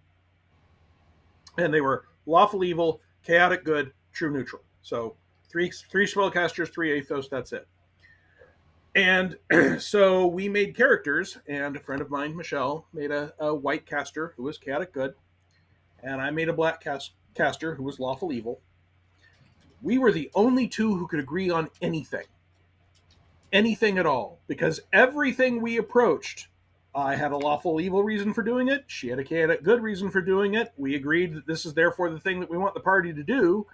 She doesn't care if I'm lawful evil if I'm supporting her right now, and I don't care if she's chaotic good if she's supporting me right now. And it drove the rest of the party, including the totally neutral red caster who never wanted to do anything, crazy. That we were the voting block. It's the barbarians, fighters. No, the lawful evil and chaotic good caster have decided that this is the course of action. What are you going to do? Argue with both of us? Yeah, we appreciate not having an alignment system in Starfinder too, especially for writing up our new deities. Not having to choose an alignment makes them far more compelling, in my humble opinion.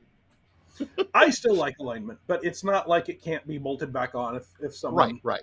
wants to. I think there's a lot of good uses for alignment, and they are hidden behind the hide-boundedness of the original uses of it. Yeah. Well, I mean, Stan, if you want to learn, is it even really a role-playing game? What? I'm sorry. I said, without alignment languages, is it even really a role-playing game? You can have honor ranks. That's not the same. D20 L5R tried to make it the same.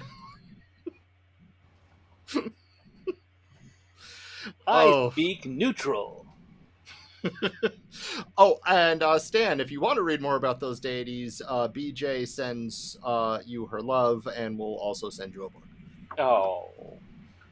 Well, thank her very kindly for me.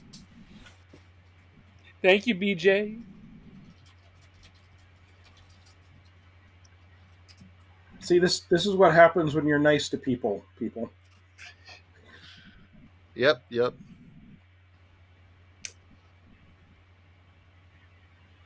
Okay, so we've now been on for 3 hours and 15 minutes. I'd say so we found the low point. Yeah.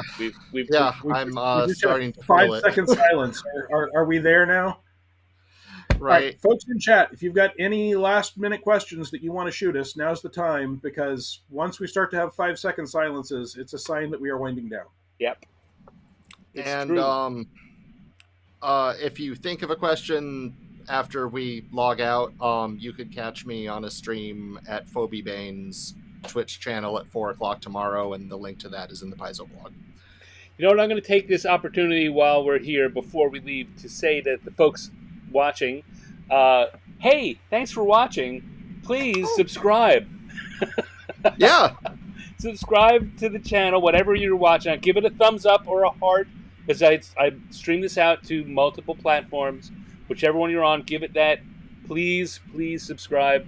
And after we wrap up, it would mean the world to me if you could leave even just a very, very brief comment. And the reason for that, I always explain, it's not because it makes me feel good about myself that people leave me comments, although it does. It's because it helps get this channel shown to more people, and therefore we can get more people involved. And I tell you, as that goes up, the likelihood that I will have reasons and people asking me to do more shows like this increases greatly. So if you've enjoyed this and you want to find a way to try to get more of it, encourage me to do this kind of thing again, well then, leave a comment. So one of the Very good. questions was, is the light above Owen too bright? No, I'm just shiny and bald. No, no, no. Owen is a font of good ideas, and that's the light bulb No, forever lit above his that's head. that's the actual color of his skin. That pink stuff he put on beforehand, and it's wearing off, and that's why it's getting lower down on his head. The older I get, the worse my eyesight is, and the more I need good lighting in the game room, which is where I'm shooting from. Fair. To answer Lava Bean, he's saying, what's your preferred late night activity while attending Gen Con? Sleep. But preferred doesn't mean what I get, but that would be my preferred activity. Because getting 6 to 7 hours a night, at least at a convention, makes the day so much more productive and memorable and fun. And if you have a roommate who won't stop snoring, I'm very sorry. You could go down to the I think there's a White Castle down there, and or a Steak and Shake. You go down to Steak and Shake and have a milkshake and I am that sleep. roommate. My favorite late night activity is hanging out with friends somewhere. Sitting on a couch. Often. Yes. I mean, one year we were playing dominoes with handmade dominoes that Adam Daigle was making. He was cutting out pieces of paper from programs and drawing the numbers on them and flipping them over. So they and we played domino games because he discovered there were people there, game designers that had never played dominoes. And he thought you shouldn't be a game designer that dominoes is an entire category of game. Right. You should have at least played a few card games, a few chess-like tactical games. And I say chess-like because I don't care if it's shogi or chess or Jatan, right? It's just something in that oeuvre, and some domino games, some dice games, some role-playing games. All right, so looks like that's all our actual questions. All right. Owen, although I typed in those URLs for you, they're on a different scene than this one. I didn't type them. I don't have access to them right now. That's fine. Don't worry about it. So I will say thank you to Owen for coming and hanging out here. You should follow him on his Patreon, which he talked about earlier, where he's building a brand new role-playing game from scratch, and you can be part of that if you're one of the paid members. But if you're just a free member, there's tons of fascinating content too. You can find that at patreon.com / Owen K.C. Stevens. Owen K.C. Stevens. Dustin, I don't have anything for you, but besides, I hear that you've got a new game that just came out. Yeah, I have a new game called Starfinder 2nd Edition, and you can supplement that with another game from the same company called The Infinity Deck, which is a fun multi-use card deck and card game that will sure to be used in many of our future books because I really like cards. I included a card slinger gun in the core rulebook that lets you shoot people with the cards because I really like cards. For the same reason that I put powered armor and holy plasma guns in the original Starfinder, right? If you're writing the game, you get to shove in some stuff you want. Exactly. You could find me at Kitsune Warlock, Blue Sky, every Paizo Discord you could find me probably, and Paizo.com is where all my stuff is posted when I could talk about it. And you could find me on a stream tomorrow at 4 o'clock Eastern, and the link to that is in the second to last blog post on Paizo.com. Hooray. Awesome, and I will be back tomorrow at 2 p.m. Pacific, Saturday the 2nd of August, 2 p.m. Pacific, with another Gen Con, not really Gen Con, live stream, this time with Jeff Quick of Kobold Press, and we'll be talking about lots of things, but lead among them the new Necromancer card game that Jeff was a designer for, and I was the artist for. What time is that happening? 2 p.m. Pacific. Okay. Same, whatever you're watching this channel, it's there, and if you can find it, it's probably you can get a link saying coming up soon. Remind me. Click, bing. and subscribe. Yes, subscribe. Okay. All right. So, Justin, thank you so much for making the time. I know that there are always time demands of a Paizo designer, regardless of whether you're at Gen Con or not. So we very yeah, much appreciate having you on. it was great getting to hang out, Dustin. I know that I've bounced off online forums where you've been, but I don't think we've ever met face to face or had a chance to chat before. So No, and I was so close living where I was living in the same city, but things didn't work out. Middle of the pandemic, and yeah. So this was fun. This was amazing. I loved it. Thank you so much. all right, and thank you all for tuning in. I'm gonna go back and you know what? I'm just gonna make it go to the countdown, and we're not gonna count all the way down. I'm gonna end it out. So thank you all for coming, and I'll see you soon. Thanks, Owen. Thanks, Dustin. Bye, folks.